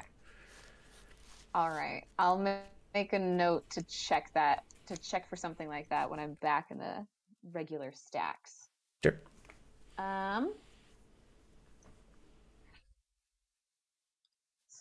Sorry, there was one more thing I wanted to check, but I'm looking at my notes. Okay. Nope, that's it. I think I'm done in here. Okay. So you leave the first two arcane areas, and we're going to switch focus while you're leaving over to the general store. Yeah. So you find my brain brew. Y'all have fun beating shit up. You find a store that is called General Items for Everyone, and it has a really big flashing sign out front of it. And you walk into the store, and it looks pretty traditional. There's a rather large Goliath behind the counter. There is a bunch of shelves. So you have a section of weapons, you have a section of armor, you have a section of potions, you have a section of general goods, you have a section... there actually even is a little tiny kitchen section. Like, you know, little tiny section for that. There's... there are no magic items. There's no magic item sign. Just magic items. There are no magic items either. Just simple things. And yeah. So furnishings as well. I walk in, I take a minute, I look around, and I walk up to the Goliath, the front, and I was just like, "Do you have any maps?" Probably actually over in the section, right? And he points over to a section that looks like it has various literature. There are a couple scrolls. There's a little section that you see maps in there as well. Okay. Your general literature is nothing fancy. Spaguglio walks over to the map section and starts rooting around, and he's looking for a map of Alera. Okay. You were able to find a map pretty well of Alera. It is what I showed in Discord a while ago. I don't remember if I had a pin. I have it up. Okay. But yeah. I'm looking for that map. I'm looking for exactly that map. Okay. That's what you find. Okay. I walk up to the Goliath again. I'm like, how much is this map? That'll be just a simple 3 silver, honestly. It's a traditional map of Valera. I got a bunch of them. Perfect. I hand over 3 silver. Sure. And I look at him. I'm just kind of like, any idea what was going on out there with the weird monster looking thing that was like attacking the town? Honestly, I have no clue. There was a giant pile of cheese that came out. You guys actually did a really good job dispatching them. Something must have happened in that tavern. Okay. With that, Spagooglia will put his map in his backpack and he'll head over to the tavern. Okay. So we have Jins and Mega, but Mega is gonna do a thing where he. So you wanna go through what you said to me? Sure. So as Mega is approaching the tavern with Crealis, I did scrap. he's gonna stop and be like, actually, wait, hold on 1 second. You go ahead. I forgot something. I'll be right back. Oh, okay. And so he's gonna go and walk over and then go down like around around a building or down an alley or something. Okay. So while you're doing that, Dins is gonna go into the inn. You're kind of taking your walk. You go into the inn. You kind of follow the cheese trail in as you enter the inn. That you remember that there was this is the one with the tax collector and all the bouncers off to the left, and then to the right was the bartender. This is where the Gith were.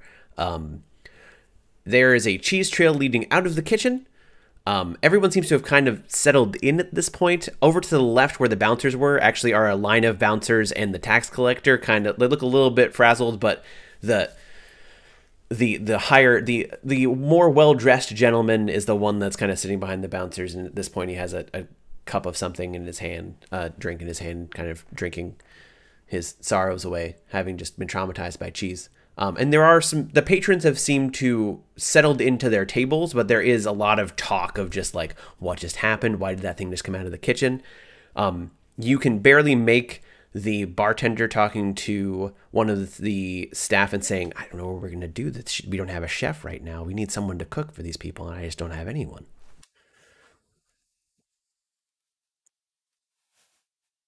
Crealis is going to try to just slip into the kitchen. Sure. Roll stealth. I love where this is going already. That is a 29. Okay, you just, as someone is coming out of the kitchen, you just perfectly slip right in. You don't even need to touch the door. You just whoop. The kitchen is currently empty. In front of you is a long table with one or two books on top of it. To your left are a bunch of crates of food. To your right is like an area, like a more of a stovetop-ish place to cook with some, well, that's not lit right now. And in the very back is like this large baking oven. And you look at the two books, and one of them is actually about conjuring elementals, and the other one is about cheese. And there is a little symbol on the table, but your perceptive eyes can see that some of you look at the book where the symbol is, you look at the symbol on the table, and you see that there's some minor inconsistencies. And you see a note on top of the cheese plain book saying, I need you to make the best dish you've ever made in your life. Well, the first thing that, oh gosh, Crealis is going to, is there like linens? There are some linens kind of to your left, and behind you is like a linen pile. There's dirty and clean. First thing Crealis does is grabs a clean one and tosses it takes the books off, tosses it over this table that has the runes on it. She'll deal with that later. Puts the books on it. And then she's gonna start cooking. Okay. So you start cooking food, grabbing whatever you can find. Can Crealis even cook? I need. I mean, okay. Do you have proficiency with cooking tools? No. Not at all. Crealis eats her food raw. That's what I mean. Like, so you just start throwing stuff together, chopping up some vegetables and whatnot, throwing it into pots. No. You don't really know how to use what's in front of you, so you're just kind of making this thing. You're just throwing random ingredients in, and you put it in the fire. Look. No. Here, Crealis draws upon her vast experience with soup Okay. at the barbarian village. So you literally just start throwing stuff in then in a pot of water. You make a Water, giant got pot of it, water got and it. you just start throwing stuff in it. Carrots, Sure. Meat, eggs. Yeah. I guess I'll take the shell off. Eggs is kind of weird, not gonna lie. Yeah, just Hey, sort there's of. egg drop soup. It's delicious. Yeah. I mean, And yes, but does you this have the ingredients that make egg drop soup delicious? Absolutely not. No, God no. But yeah, roll performance with disadvantage. Cool. My performance is Negative. one. Yep. Yikes. It's a 12. Okay. One? It doesn't. That was the Not total, right? horrible. Yeah. I mean, it's soup. Yeah, I got It's a not 12 and a terrible. 16. Okay. It's not terrible. It's soup. It's not as good as the barbarian soup.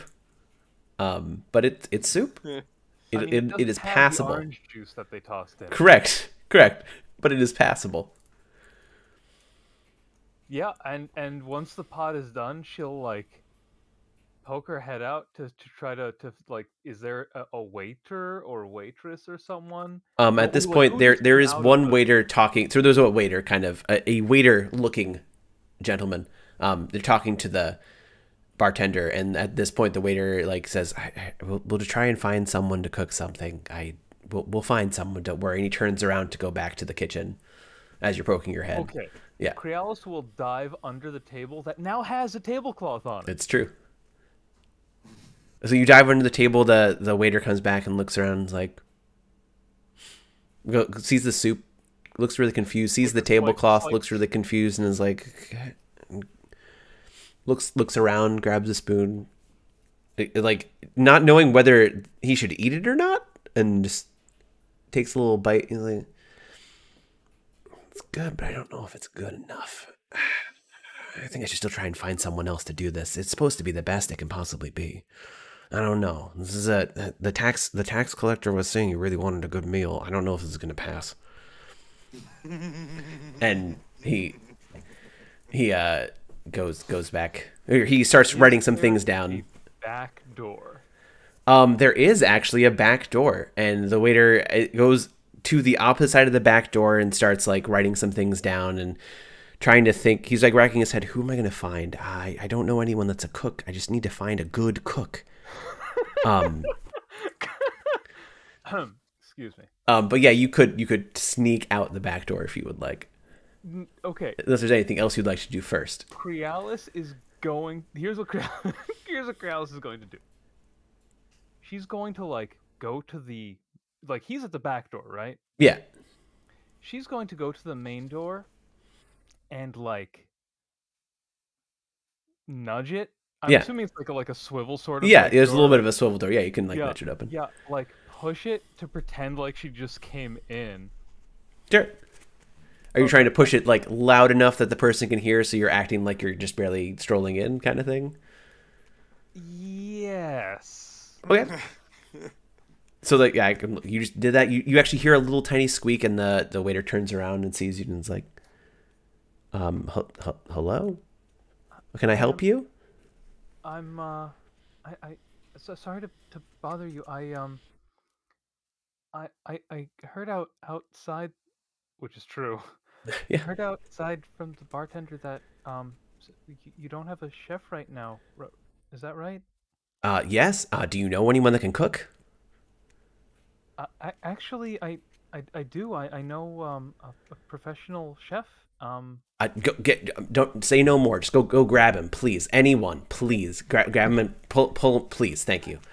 I feel like in terms of timing of everything, like cooking the soup and then this is the time that Svaguglio Yeah, he would be was, done with the general like, story yeah, at this doing point. whatever he was doing.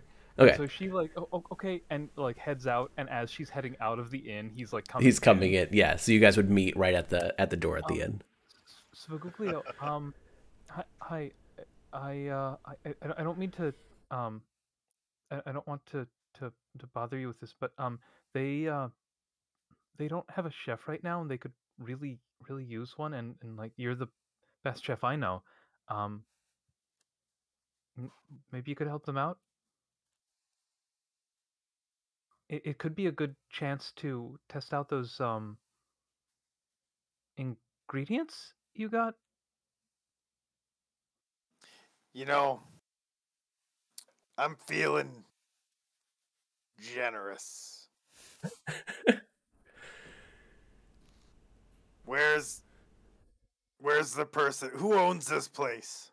Oh, let me just sort of backs it back into the tavern. Does not go to the bartender, goes straight to Right the back to kitchen. the bartender looks confused, but at the same time, you actually, as you're coming in, you see the door kind of swing open, like the waiter had come out to say something to the bartender. And he sees the two of you go back and looks a little bit confused, but just doesn't pay you that much attention. I do try to catch the waiter's eye As you're going back into the. as I'm going Oh, back. sure. I They like, do. I like kind of gesture into the kitchen for Spaguglio, right back there, and Yeah. then I heard like while Spaguglio's going in, turn and do one of Say like, go do the thing. Yeah. point. Okay. And he's like, yeah, come in. Yeah, yeah. So Swulio is back into the kitchen, and the waiter's like, "Are you the chef? Are you the cook?" Yeah. Are you the owner? Are you Sure. in charge? Yeah. from behind Spaguglio. Spaguglio's like, Can okay, what are we looking at here? What's going on? we know? So we're cooking a really good meal. We're supposed to cook a really good meal. The tax collector of this town is here, and we need to impress him. I know that he likes cheese. As you know, this went kind of wrong as far as the cheese. This is yeah. So, do you have any cheese? Spaguglio pulls out the 2 jars of cheese. That would be amazing. And he's like, this was supposed to be for me. You don't have to use all of it. Oh, I won't. That's totally fine. And he starts like showing you around the kitchen. This is where this is where that. I have to go make sure everything's okay. Can I just leave you to your own devices here? 1 dish. Yeah, sure. Make like one very special dish, and then if you can make some like a large dish or Like some others. 1 person, like one. Yeah. Specifically focus on that one person. Okay. Do you Sound have good? like some kind of a teenager who can cook for the other people? Sure. We'll get someone back here in a little bit. I'm not I gotta really go. looking for a full-time job, but I'll help you out. Sure. No, we'll get someone. We'll get someone in. If just right now, if you could save us, I gotta go out and just like talk to the bartender a little bit about it. Are you good? Yeah. Okay. He goes out the door to the bartender, and as you're getting all your ingredients together and everything, there's a very chill air kind of comes over the kitchen. The hairs in the back of your head and the back of your neck raise a little bit, and I need you to make a wisdom save for me. Oh boy. Anything to Crealis? No. Well, are you actually in the room? I'm in the kitchen, yeah. Oh, okay. Then sure. I You got can 11. also make a wisdom save. You can witness this as well. Can or Oh, have is this No, a- you is have this to then. against- Is this against magic? I have advantage on wisdom saves against magic. It's against presence. Is it So it's magic? innate. I'll let you decide. It's innate, rolled- so no, it's not magic, Okay. technically. I rolled an 11. I got a 3. Okay. And all you hear before we switch back to the library to get you guys talking a little bit. Did you like the cheese I left for you? And in the back of your mind, Swiglio, you remember this is the voice of the thing that you made the contract with many years ago to be a chef. Yes! Wait, do I hear this? You voice you too? do actually. I guess it's loud enough to be heard throughout. Both, yeah. Class into Warlock?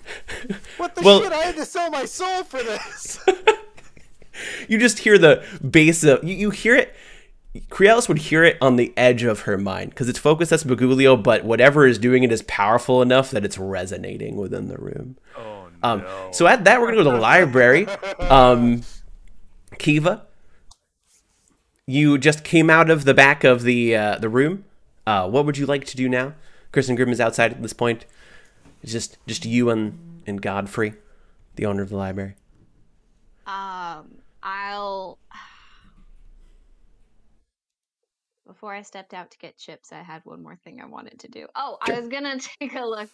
Um, I was gonna take a look and see if there was anything about the Titans just in the general section. So just like one last thing before I step out. Sure. See if there's anything about Kronos in particular. Sure. So there is just a couple books just about the creation, about the Titans. It talks about all of the Titans that kind of came together to make the world. It does. You see a little bit about Kronos. He was like the lead protector Titan. His entire point wasn't so much to be part of the creation, but to make sure that time existed and that everything kind of kept going. And he was very fond of dragons because he was very fond of dragons, which is why he made them. I guess there is a theory that Kronos looked into the future and saw dragons and were like, this should be a protector. He actually based all of his things off of what he saw. He's a very clairvoyant Titan. Which, yeah. And that Kronos was considered, out of all the Titans, probably one of the goodest, but one of the... He wasn't considered evil. He was one of the best, of the best ones, as far as he didn't, try and do anything tricky. He didn't try and do anything bad. He always was just like, I just want to make sure all the beings that end up on this world exist, and everything is okay, and they're protected.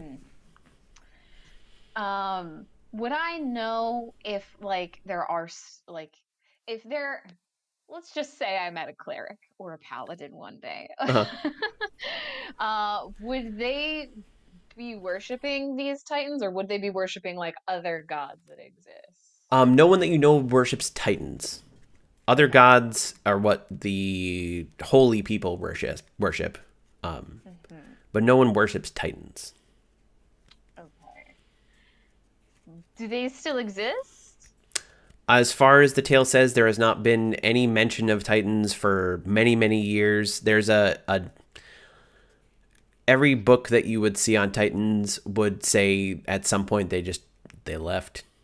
They were just gone. They just dipped. Pretty much. Damn plane shift.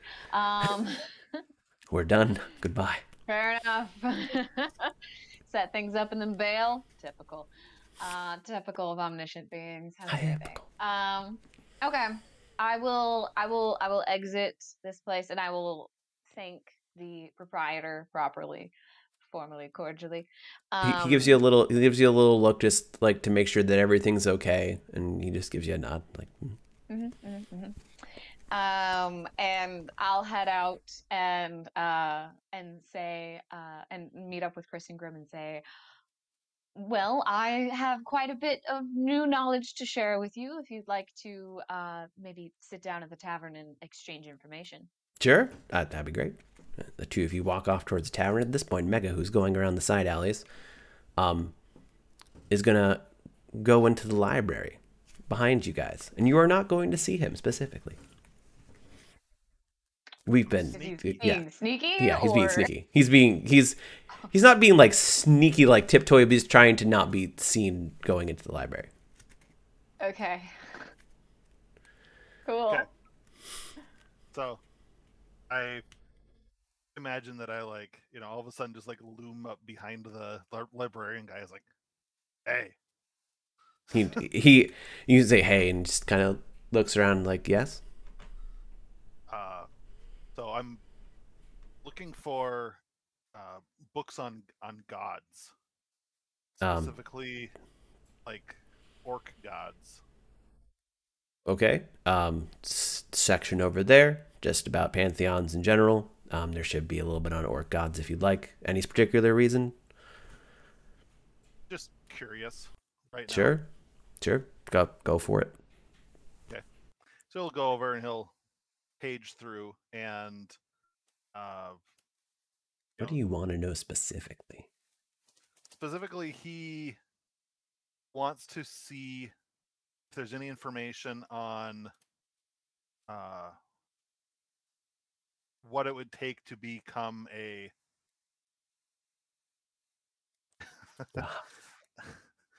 Mega wants to become a god. No, he wants to become he wants to know who the gods are of the orcs, so that he can start like working to work for them. Ultimately looking to potentially become a cleric of one of the war gods. Well. So, past gods of the orcs that are known specifically to you would probably be one of more of the war gods, right? Sorry, I was looking it up when you said that. Would be Grimash One Eye, known as the god of storms and war, and is known of the orcs. Gone a little bit silent as of late, as have most gods of the pantheon. They still speak, but they're not quite as active as they were. That's one that would kind of catch your eye, and pretty much like how you would appease said god is to battle. Right. He's just a god of battle. Yeah. Yep. There are a couple other gods that are supposed to be like, I mean, there's another god, Bog, I don't even know how to pronounce it. A brute strength god. There is a stealth orc god, or a more silent orc god as well. So the orc god that he seems to kind of remember from his mom's clan, especially amongst the chiefs, is Ilnaval. And he's Sure. War strat. Yeah, sure. Ilnaval. Looking for information on Ilnaval. Yeah.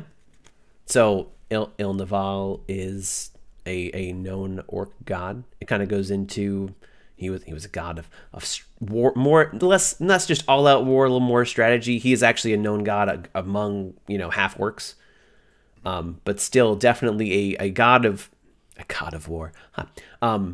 Definitely still a warring god, just a little bit less feral warring and a little bit more thought and destruction.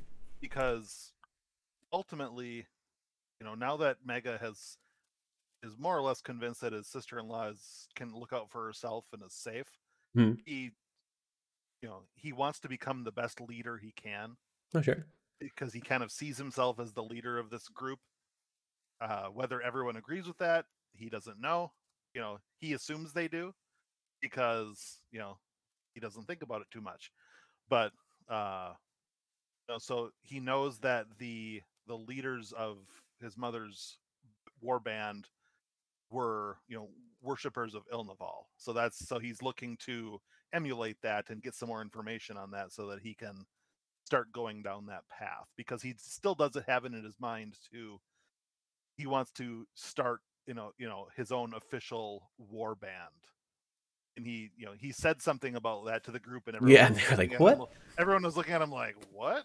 Yeah. So as far as he knows, it's not something that you can just like say. There's something to be said. There's divine parts of it. So that's what he's trying to find out here. See if there's any information on, it's like, is there a how-to manual? How to start a war band? Yeah. How to worship Ilnaval. War bands for dummies. Yeah, pretty much. There is a specific book on Ilnaval, and it talks about its worshippers, people that worshipped Ilnaval leaders worshipped Ilnaval. Anyone that, if you got a group of people together, and also if you got a group of people together and you were a leader of a war band, specifically crushing your enemies was one way to worship Ilnaval and show crushing your enemies in a strategic way, not just straight up all out strength, but still Crushing. That was your main way of worshiping the god was so war. Out of character. Since I've been playing Mega the Half Orc for a long time, I know the Pantheon. I'm just looking to see if, because I'm looking this up on the fly right now. Yeah, does this current Mega find the information that Ehol already knows? Yeah, he would find everything on Ilnaval. Okay. There's enough books in the library you could piece together, especially the one that's specifically about Ilnaval. Yep. Like you would know. You would know the things about Ilnaval. I just need Mega to get his foot in the door. Sure. But yeah, Strategically crush my enemies. I can do that. you can. Okay. So I'll put the book back. Look around. Anyone see him in here? No, there's no one else in here at the moment. Okay. So then he'll. The only one that would know is the librarian. Yeah. Well, he Godfrey. doesn't count. Yeah. Sorry, Godfrey. But yeah. So then you would be able to get out and then go back to wherever you wanted to go. I'll go to the tavern now. Okay, back to the back of the tavern. So the two of you are currently just a chill fills the air, and the two of you try and move yourself, and you can't move at all. You are just completely paralyzed. And the voice says, "Did you like the cheese I gave you? Did that work out for you? Just a little bit of a secret ingredient." And you can talk, but you can't move. Yeah. I kind of figured this was what I was sent here for. So I'm gonna say Crealis is kind of. Where would you have been at the start of all of this? You weren't I'll tell you. in need of because hiding, that's so what I yeah, was gonna do. yeah. Crealis was like while Svaguglio was working on that, she went back to the table that she covered with a cloth. Okay. So you were currently over the table with the cloth when this happened, and you kind of froze up. Yes. Scuglio would have been on the table, kind of prepping some items, so he would have been to the right of you. But you are currently, essentially, you're stuck looking, and everything you're hearing is in the very edges of your mind, which you can barely make out because it's not directed at you. But you're currently just looking at a fireplace, and you can't move. The fireplace is in front of you. Well, and the voice says again, well, of course you were sent here for that. Do you remember our contract?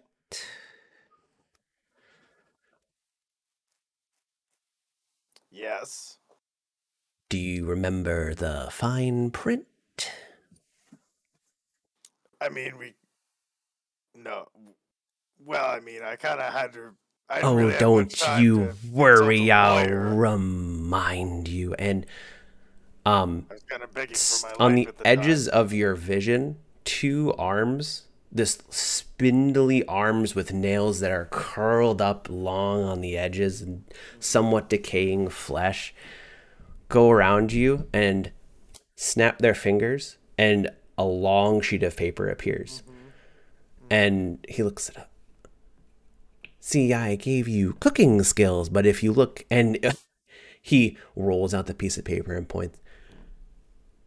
In a certain amount of time, the fine print of the contract said you need to make me a meal with the skills I gave you. Which is kind of ironic, because I needed these skills to cook a meal so I wouldn't die. Right. You're correct. I do love irony.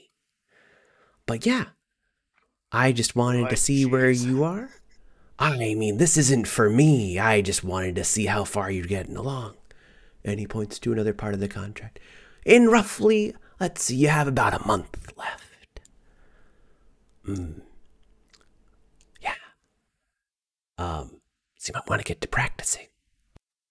I'm so excited, I can't wait to taste it. Do I really need to practice? You made me like the best chef ever. See, here's the thing, though. I have very particular tastes, and I only like the best ingredients, even with the best chef. Exotic ingredients. Do we have any of that abyssal chicken left? No, I think you have a little tiny bit. I just wanted to kind of see where you are. Oh, wait a minute. I got a little helping hand for you. And the right hand pulls back, and you hear a vial fill up, and he brings it around and puts it on the table. Put that in the dish. I'm sure it'll taste delicious. Not the one for me, though. That's the one for tonight. What's in this? Do you really want to know? It's delicious. That's all you need to know. I mean, kind of. I'm gonna make. I mean, haven't I given you your abilities? I mean, you know you can trust me, right? I mean, it's not about trust. If I'm gonna make a meal, I need to pair it with something. Let's just say I made it. That's ominous. Don't worry, it won't kill anyone and just make them feel happy for a night, probably. Drugs. He's giving you drugs. Can I taste it? I wouldn't recommend it. He's asking you to spike someone's food.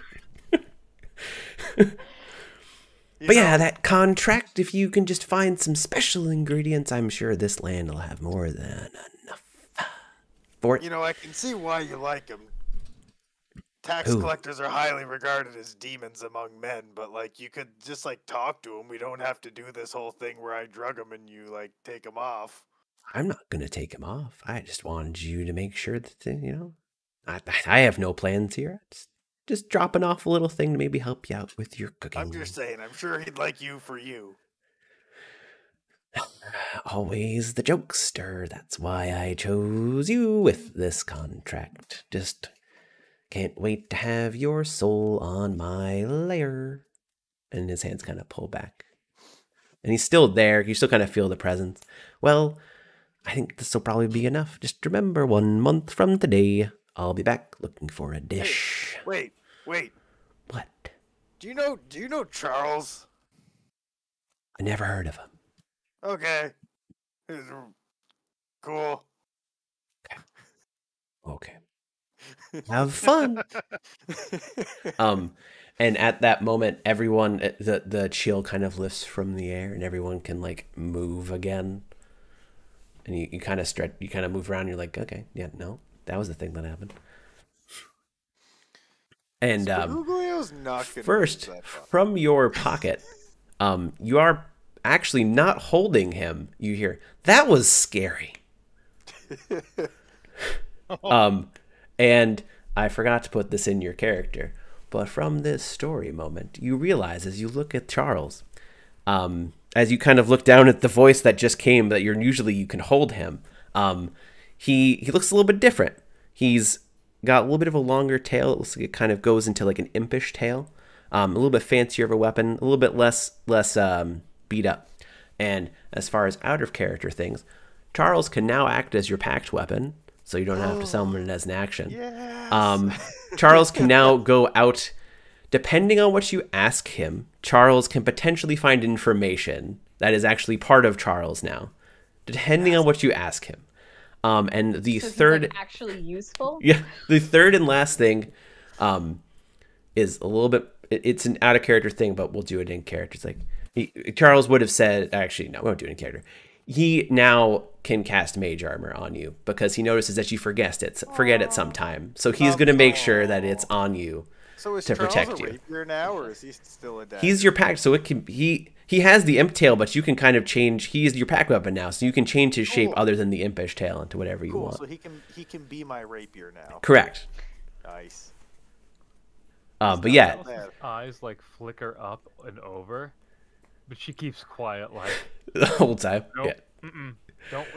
I want to know about that one. I'm gonna be like, I I'm gonna. I don't need Spaguglio to know that I just heard all of that. I'm gonna talk to the dagger. I'm gonna be like, Sure. hey, you're not the useless piece of shit after all. Yeah, I told you I'm not that bad. Yeah, you're pretty okay. Yeah. Is this because we became friends in the forest? Sure. I think, I don't know. Something happened and I felt like I was a little more, I remembered a little bit more, a little more awake. And Dins only hears me talking. Yeah, which is yeah, no, great. yeah.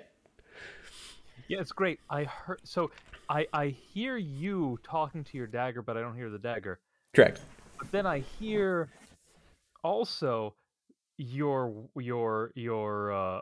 patron, but I couldn't look at it. So it's, there's a certain balance here. Yeah, the voice is very different, but at the same time, yeah, it is. You can, yeah, yep. So, Spaguglio pulls out Charles and packed weapons him into like some kind of a chef's cleaver knife or something like Sure. that, because Why not? I'm proficient with my packed weapon. So if I have to make any checks along the way, this will be better. Sure. So you make your meal. Do a performance check with advantage.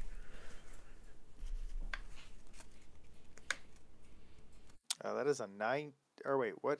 I guess you add your performance. proficiency bonus because you're. Yeah, because you have your proficiency with chef's tools, so you'd also have your. Yeah. You're also proficient So with your performance is pack plus weapon. 3. So what am I adding? Performance is plus 3. Proficiency See, is it's plus 3. 3. Yeah, so it'd be plus And 6. then the die roll. Plus the die And roll. then the die roll. Okay. So 16 plus 6 is a lot. 22. 21. You- 22. You make a really good meal. Crealis, are you helping out at all throughout this? Or I are don't you know just if it's focusing? Okay. So No. You know, it'd be really funny though. You could help in such a way where like I like go behind, I'm like reaching for something, and then you just like put it there. I mean, yeah, sometimes we do that. Honestly, before this whole freezing of the room interaction, she was going to offer to be his sous chef. Now, specifically, no. Smart call. It's a smart call. Boy's cursed. Like he's reaching for something, fine. I'll like put it like right at the edge of the table where he's like patting. yeah, Other than that, no. I'm going back to that table and I'm like fixing the runes that were wrong. sure. So you go to the table. You're able to match up the runes. Do just a quick sleight of hand check to make sure that it's steady while you're matching up the runes.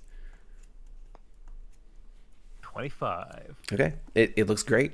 And that is done. Spulio's still kind of in the throes of making something at this point, and you're kind of putting stuff at the table. Are you gonna stay in, or you're just gonna kind of bow out? I'm gonna. If you're going to stay in longer, you have to make a stealth check. If you don't want Spulio to see you at this point, I do want to stay because, like, while I don't want, like, I don't need. She's very, very nervous, but she also doesn't want anything to happen to Sfaguglio. At Right. least she wants to like be present if she can do anything, like she couldn't before. But so she's gonna, yeah, she'll like after she does that, she'll hide under the table again. It's okay. I've only got a 10 passive perception. I'm sure you're basically invisible. Yeah. Yeah, My do- bonus is plus 10. sure. Do a stealth just in case you 27. roll. Okay, you're invisible. Okay, so you have the vial of stuff. You said you weren't going to put that in anything. No. Are you going to pocket it or do anything, or just leave it Oh, on I'm the gonna table? pocket it. Okay. I'm just not gonna use it in this guy. If you want to, you can just put strange liquid on Okay. in your thing. Unless you want to check it and see what it is, you can try, or just I'll leave the definitely thing. try if I can. Sure. Roll Arcana check.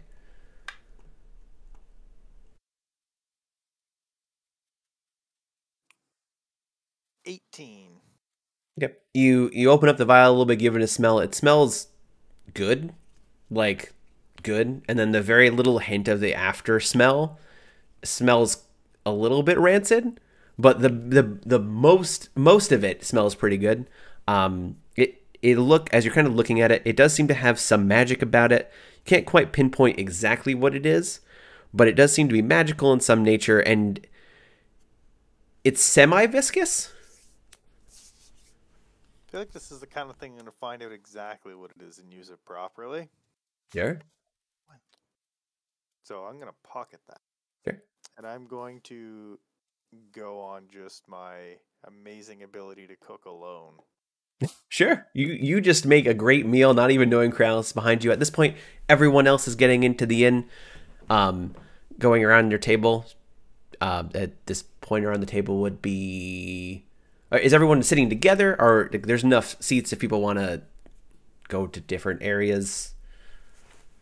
Everyone's being like a big I don't group. know where everyone else is because Mega was still at the library and Yeah. Realis is hiding around, but he was definitely sitting next to Chris and Grimm discussing some of her findings. Sure. So Sharing notes. You know how they do. right. You two enter the inn and you see Phineas is off in a corner. Chris and Grim just goes over to sit with the party. Kind of they talk a little bit about like where is everyone, and Phineas says like the two of them went there. Mega wasn't around and whatnot. He was out doing. He went probably to like. Phineas says he went probably go to the general store. I imagine he just forgot he needed something. But yeah, everyone will be here soon. So you guys make your meal. You bring it to the waiter. Comes in to the one of you because she actually looks around and doesn't see Crealis anywhere and is like doesn't mention anything. Just looks around. Okay, goes to the chef. Do you have it ready? Is it all good? And you have a plate in front of you that's all perfectly cooked. Yeah. I thank you. I'll go and bring it to him. Thank you so much. Try not to drool on it. I will try my best. It smells amazing. And he takes it, brings it over. And yeah. I'm gonna look out the. I'm assuming there's like a cutout where the chef could see the kitchen. There actually is no cutout. It is just a swinging door. There's also an existing pot of okay soup. That's true. You do notice that there is some soup.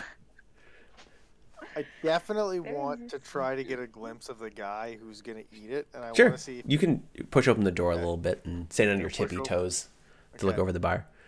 I want to see. I want to know exactly what he does when it's put in front of him. Okay, so it's a bit of a distance, so you make a perception check to see the fine points of his reaction. We got a 15 plus perception is 0. So you got a 15. That's fine. So the plate is put down. He kind of looks over.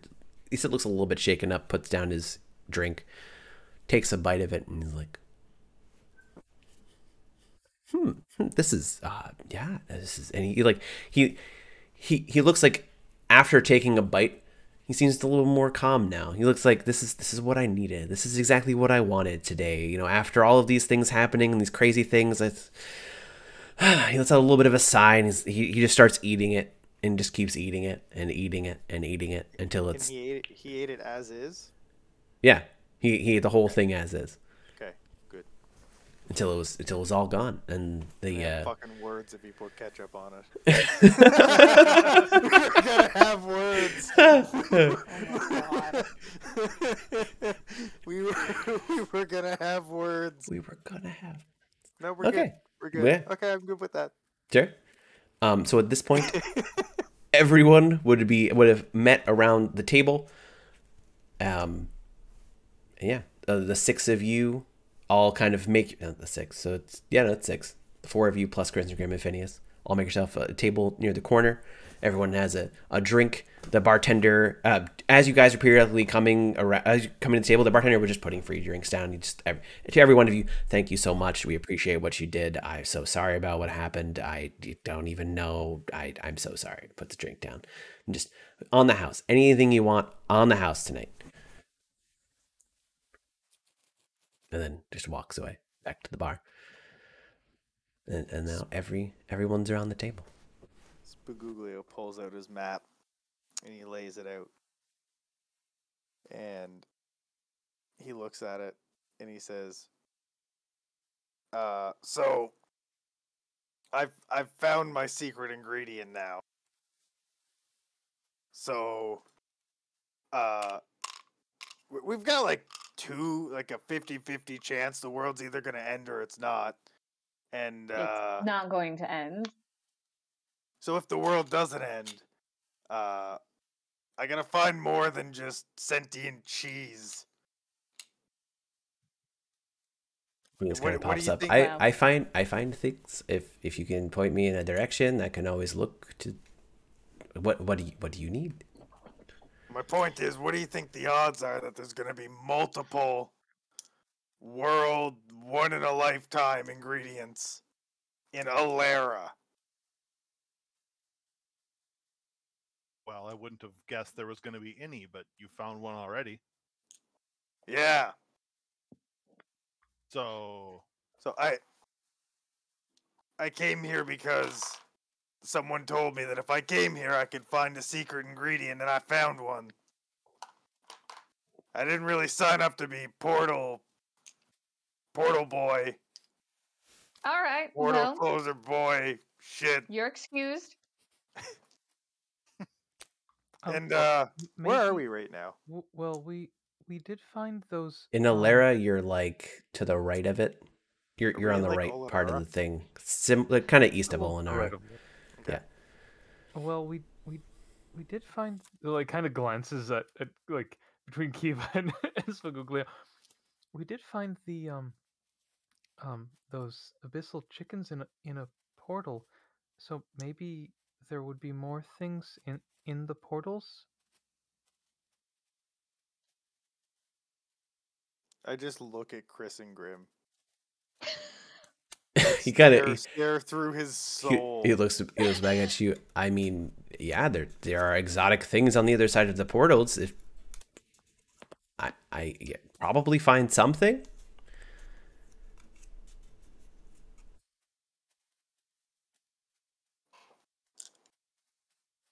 Mm-hmm.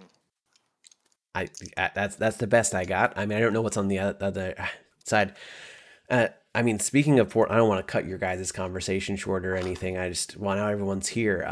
The reason I'm back is because something kind of came through the portal and I wanted to see what was up. I wanted to kind of brief everyone on exactly what came through the portal and also let you guys know that the elf and the orc are fine. She gave me the strangest looks on the way over, like she was the most suspicious person of me ever. I don't even understand why. She just did not trust me in the slightest. I Wait, don't which think I elf did is anything. this? The Elven Ranger, Shad, and I actually forget the name of the Elven Ranger. Oh, But the the two other. rangers. Okay. The ranger that That's all right. Spaguglia She whispered really likes to. oatmeal raisin cookies. It's Sure, okay. sure. We don't care about her. Yeah, don't turn your back on that guy. Yeah. But yeah, we were watching. Just me and her were watching the portal, and it's like this very strange. Around the portal smells a lot like ocean water, which it is close-ish to an ocean, but not that much. And something came out of it that I don't even know how to describe. It's like it was like a giant man in the suit. He had like a metal cage over his face.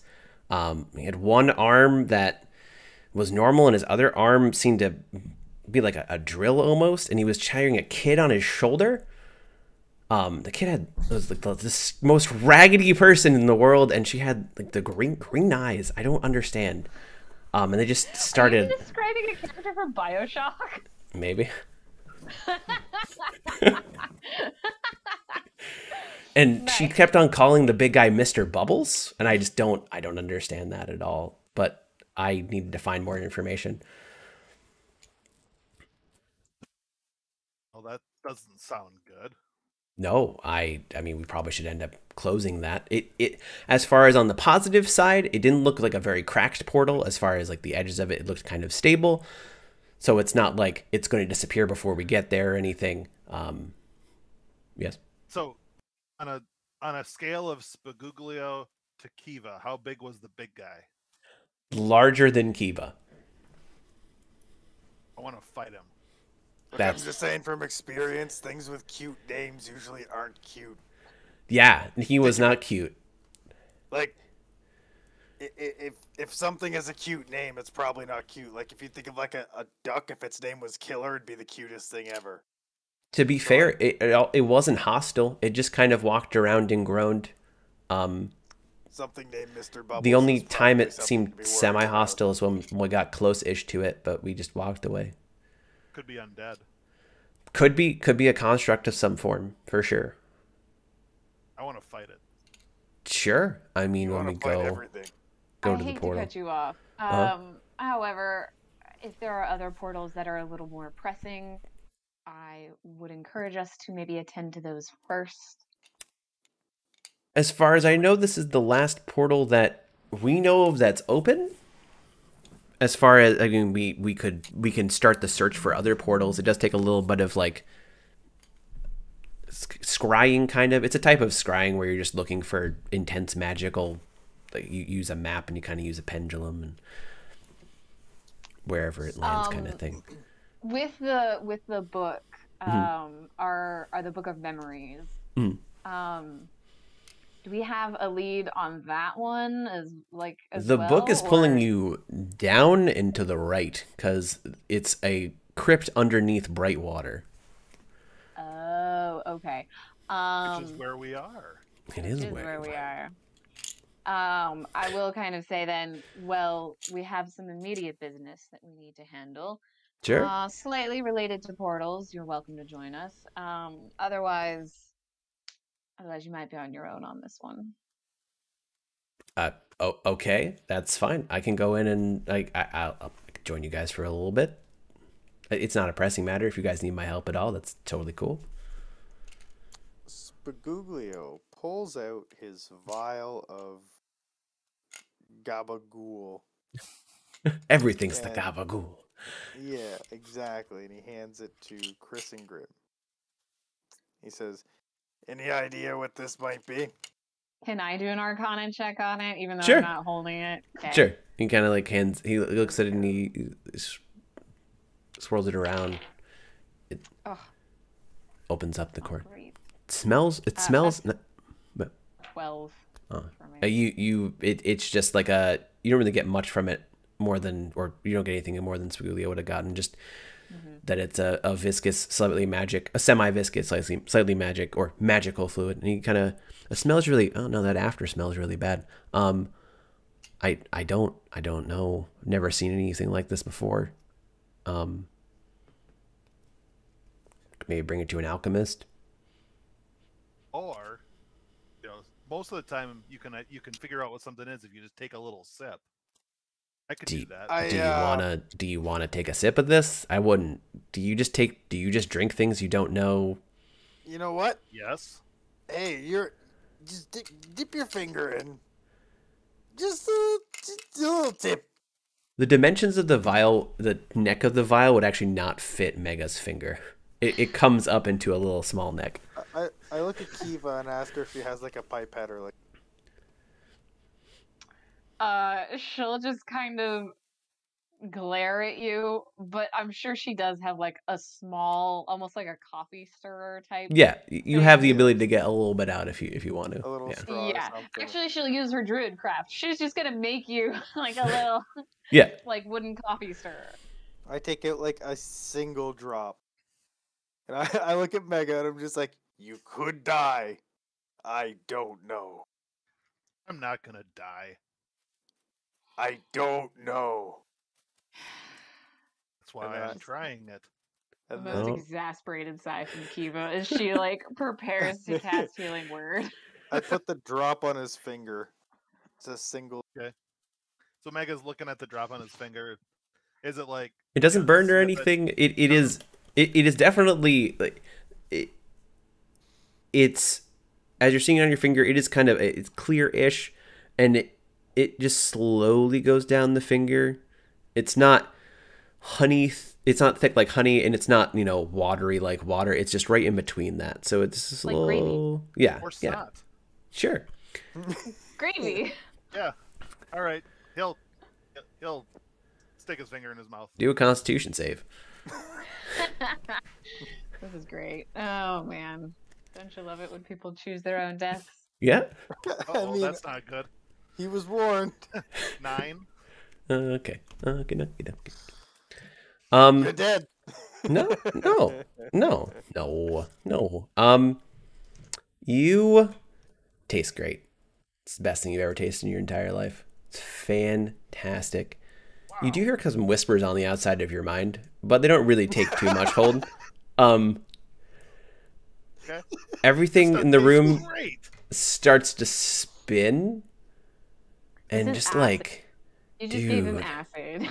dude, It's like you're seeing things you are hearing colors. Oh man. And it is Definitely just, just- you are having the best time of your life. You are just Balls, tripping baby. balls off of that tiny little drop. He wanted me to put that whole fucking vial in. Yeah, that other guy was just gonna trip himself into oblivion. He would have died. I feel like a whole vial of that would have killed him. He's just a mortal man. You never know. But yeah, you are currently tripping. I mean, you can know if it's equivalent to acid. Like, you can overdose on that shit. Is it exactly the same as acid though? 'Cause this is D&D. I'm just saying, this Oh, is okay. a half. Fantasy acid. This knocked a half orc on his ass, and I was supposed to just give this to Joe Blow tax collector. Like, come on. He probably would have died. you've got the light from the fireplace. Lift like they shine like little angels. And then he'll like go to sleep. Yeah, you're just Oh out. God. Yeah, that was the You thing. want to try? I looked directly at Keeve. I was like, "You want to try some? Looks like it brightens your mood." I would rather traipse through the 7 layers of hell with nothing but my own wits. That sounds like you, yeah. Make a jerk. So like, I'd like to see that. And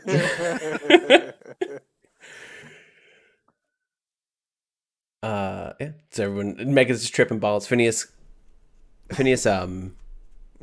he kind of sits up straight and he's like, you know, I know I'm not really part of this group. I just feel I'd want some. no, nothing to do that. When I got here, I was supposed to find 3 things, and we haven't done anything for Crealis' parents yet. And I feel like we're just it. I would be remiss if we don't find someone's parents. This case specifically means something to me, having lost my wife and haven't found my daughters in years. I would my daughter in years. I feel like I don't. I thought you said It you were seems good at important to finding me. things. I mean, by find I mean go to. You remember back when he told you that there was a group of there was a lead that he was going to bring you to there's a totem that a group of Eric Cochran druids were trying to cleanse that had a lead to Crealis's Right. parents. Right. I mean, I was making a snide. I comment could about go how there he myself, hasn't found his but own daughter yet, but it's okay. Yeah. Brush over that. Yeah, it stinks a little bit, but he does brush over it. Yep. No, that's fair. Yeah. I feel, I don't know. I Well, feel like we're just not giving scout enough ahead, importance. be our guest. We still have business here. Oh, okay. Okay. I just Crealis is not making eye contact with anyone. I can try and scout ahead. I just feel like she should probably be there in case. Like, is this not important to Crealis, anyone would to you help like to out your go with own? him? It just feels like this is a very important thing, wouldn't it be? Is it not important for you to help Would out? you like to go with him? Or would you like to stay with us and finish up our business here and then go? I gotta go to the bathroom. And Megan just walks and stumbles over to the. He's on the floor at this point.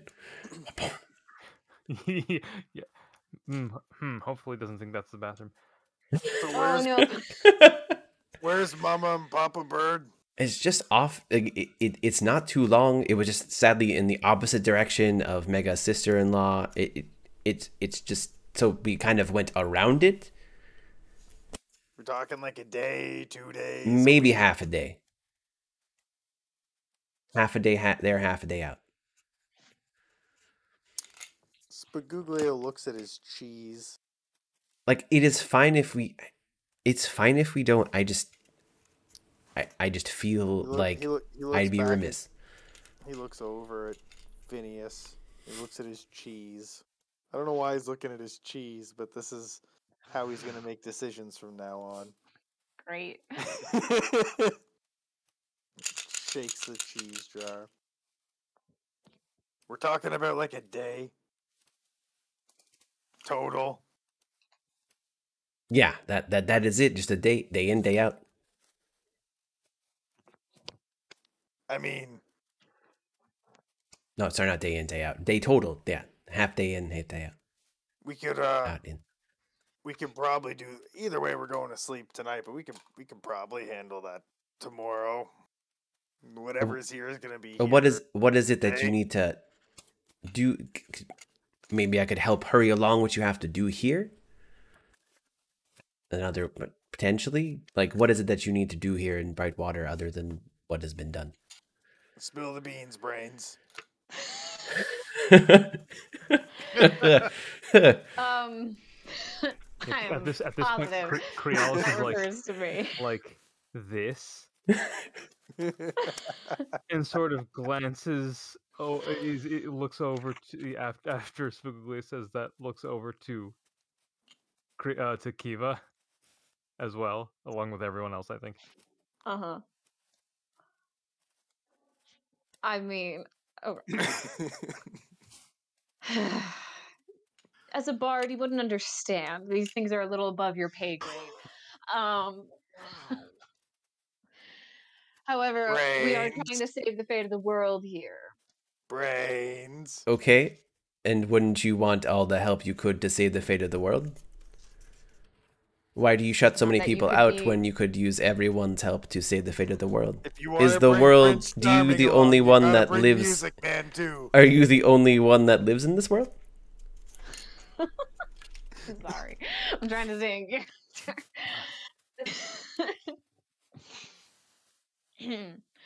She's gonna kind of like tune him out for a second and look at Crealis. Crealis, what would you like to do? This does concern you, after all.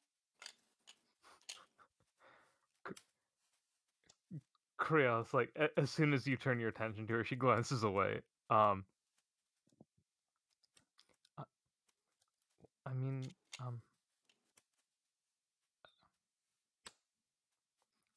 out of character, out of Mhm. character. Mm. What are we looking for down in like this is the Oh, next it's more like shadow stuff. It's the book Yeah, of yeah. memories. It's the book of probably memories down there. another, Yeah, It would be another probably- memory. yeah, Specifically it'd be about another anchors. memory It did and impart. probably Yeah. another experiment. And we all remember another- what Xavier said was down there, right? Yes. I know that Crealis remembers. Xavier's strength is down there. Yeah.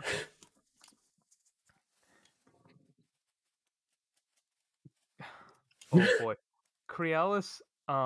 Everything's on you. Yeah, all the attention is suddenly on her. And she's like, God. You want to do drugs instead? Do Make drugs. decisions, do drugs. Who needs to make choices? Crealis drinks the Time for entire drugs. bottle. Crealis is no longer in the campaign. Dins roll another character. Laughing. Hey, it's problem solved. Although you have just lost a major damage dealer. Right? It would be bad. It's true. Crealis, he just looks at no one and says, "Well, I haven't met any other other people like me all my life, so I could wait another day." Mega's gonna sit like bolt upright at this, be like, "No, we gotta find your family right now," and then like lay back down. Covered in We piss. do not have to find your family right this minute. In fact, we should all sleep on it. You know what, Crealis? Maybe that's a good idea. Maybe you should think about this. Sleep on it. Ask the stars about it. And we'll make a decision first thing tomorrow morning. Retreats further and further into her shoulders. Is that satisfactory, Phineas? Yes, that's fine. He just kind of sits back. He actually he gets up at that point and he's like, "I'm just gonna go find her." And you see as he walks away, he actually pulls out a picture of someone and just kind of looks at it and puts it back in his pocket. And his head's kind of hanging low at this point. And he walks back to his room, or goes to the innkeeper, pulls out a. I, as Stacy, Goes feel horribly guilty. But Oh, Eva I feels know. But yeah, nothing. right. No, you're in character. I completely understand. Crealis has moved over to Mega and is trying to like drag him somewhere better. You're able to kind of get him in a middle of the corner floor. slowly. Yeah.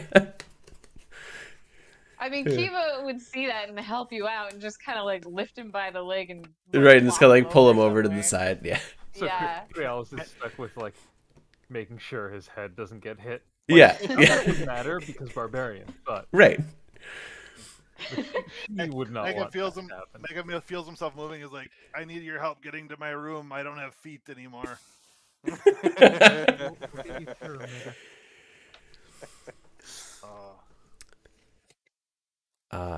Yeah. Spooglio Here. knows this is very, very drunk, but not quite. And he's just like, this stuff's good. You're a good friend, Feathers. You never lie to me. All the guilt. It was one time and for a good reason, but all the guilt. Okay. So everyone makes their way to their rooms. Megan's kind of being dragged. That's going to be probably a good place to end it. It's 10 o'clock. It's a good time. There's one last thing. One last thing. What would you One like to last do? thing I'd like to do. Sure. As everyone sort of starts to drift off, in the middle of the night, like Crealis sort of, isn't sleeping great. Hmm. Gets up in the middle of the night, sneaks into, writes out a note, sneaks into, crap, what's his name? Phineas? Phineas. Phineas. Yeah. Phineas' Okay. room, and like just sort of slips this note where he'll find it Sure. in the morning. You do hear under the door just very quiet, melancholy songs just being strummed on a lute. Tried to guilt us. How dare you? No, this is just Phineas. This This is the character. all the time. He's just a sad bard. Yeah. Sad and- boy Okay. bard. Emo and songs. the note says, I hope we can help you find your family too. Huh. Oh, Huh. cute. And on that note, Make me sick, that's gonna do it for tonight. Tentative the 19th. If it's not the 19th, it'll be sometime after mid-January for our next session. So Oh yeah, we got like a whole Christmas. New you have a whole Year's- Christmas season coming up. So yeah, tentative for the 19th. If not that, definitely whatever, like the second or third week of January ends up being. But yeah, you guys, Sorry, thank you all for what. I can tell you right now, I am not available. Then we are doing mid-January for our next session. Woo! It's so long. It This is is a long, long but it's the time. Christmas season, so it happens. Yeah, we're It is the mid season yeah, for we're the mid, families and the travels and all that Yeah. fun stuff. Yeah, mid-season now. yeah, we were definitely Yeah. Mid-season break. mid-season break. Anyway, you guys, thank you all for watching. See you all another time, and goodbye. Goodbye. Bye.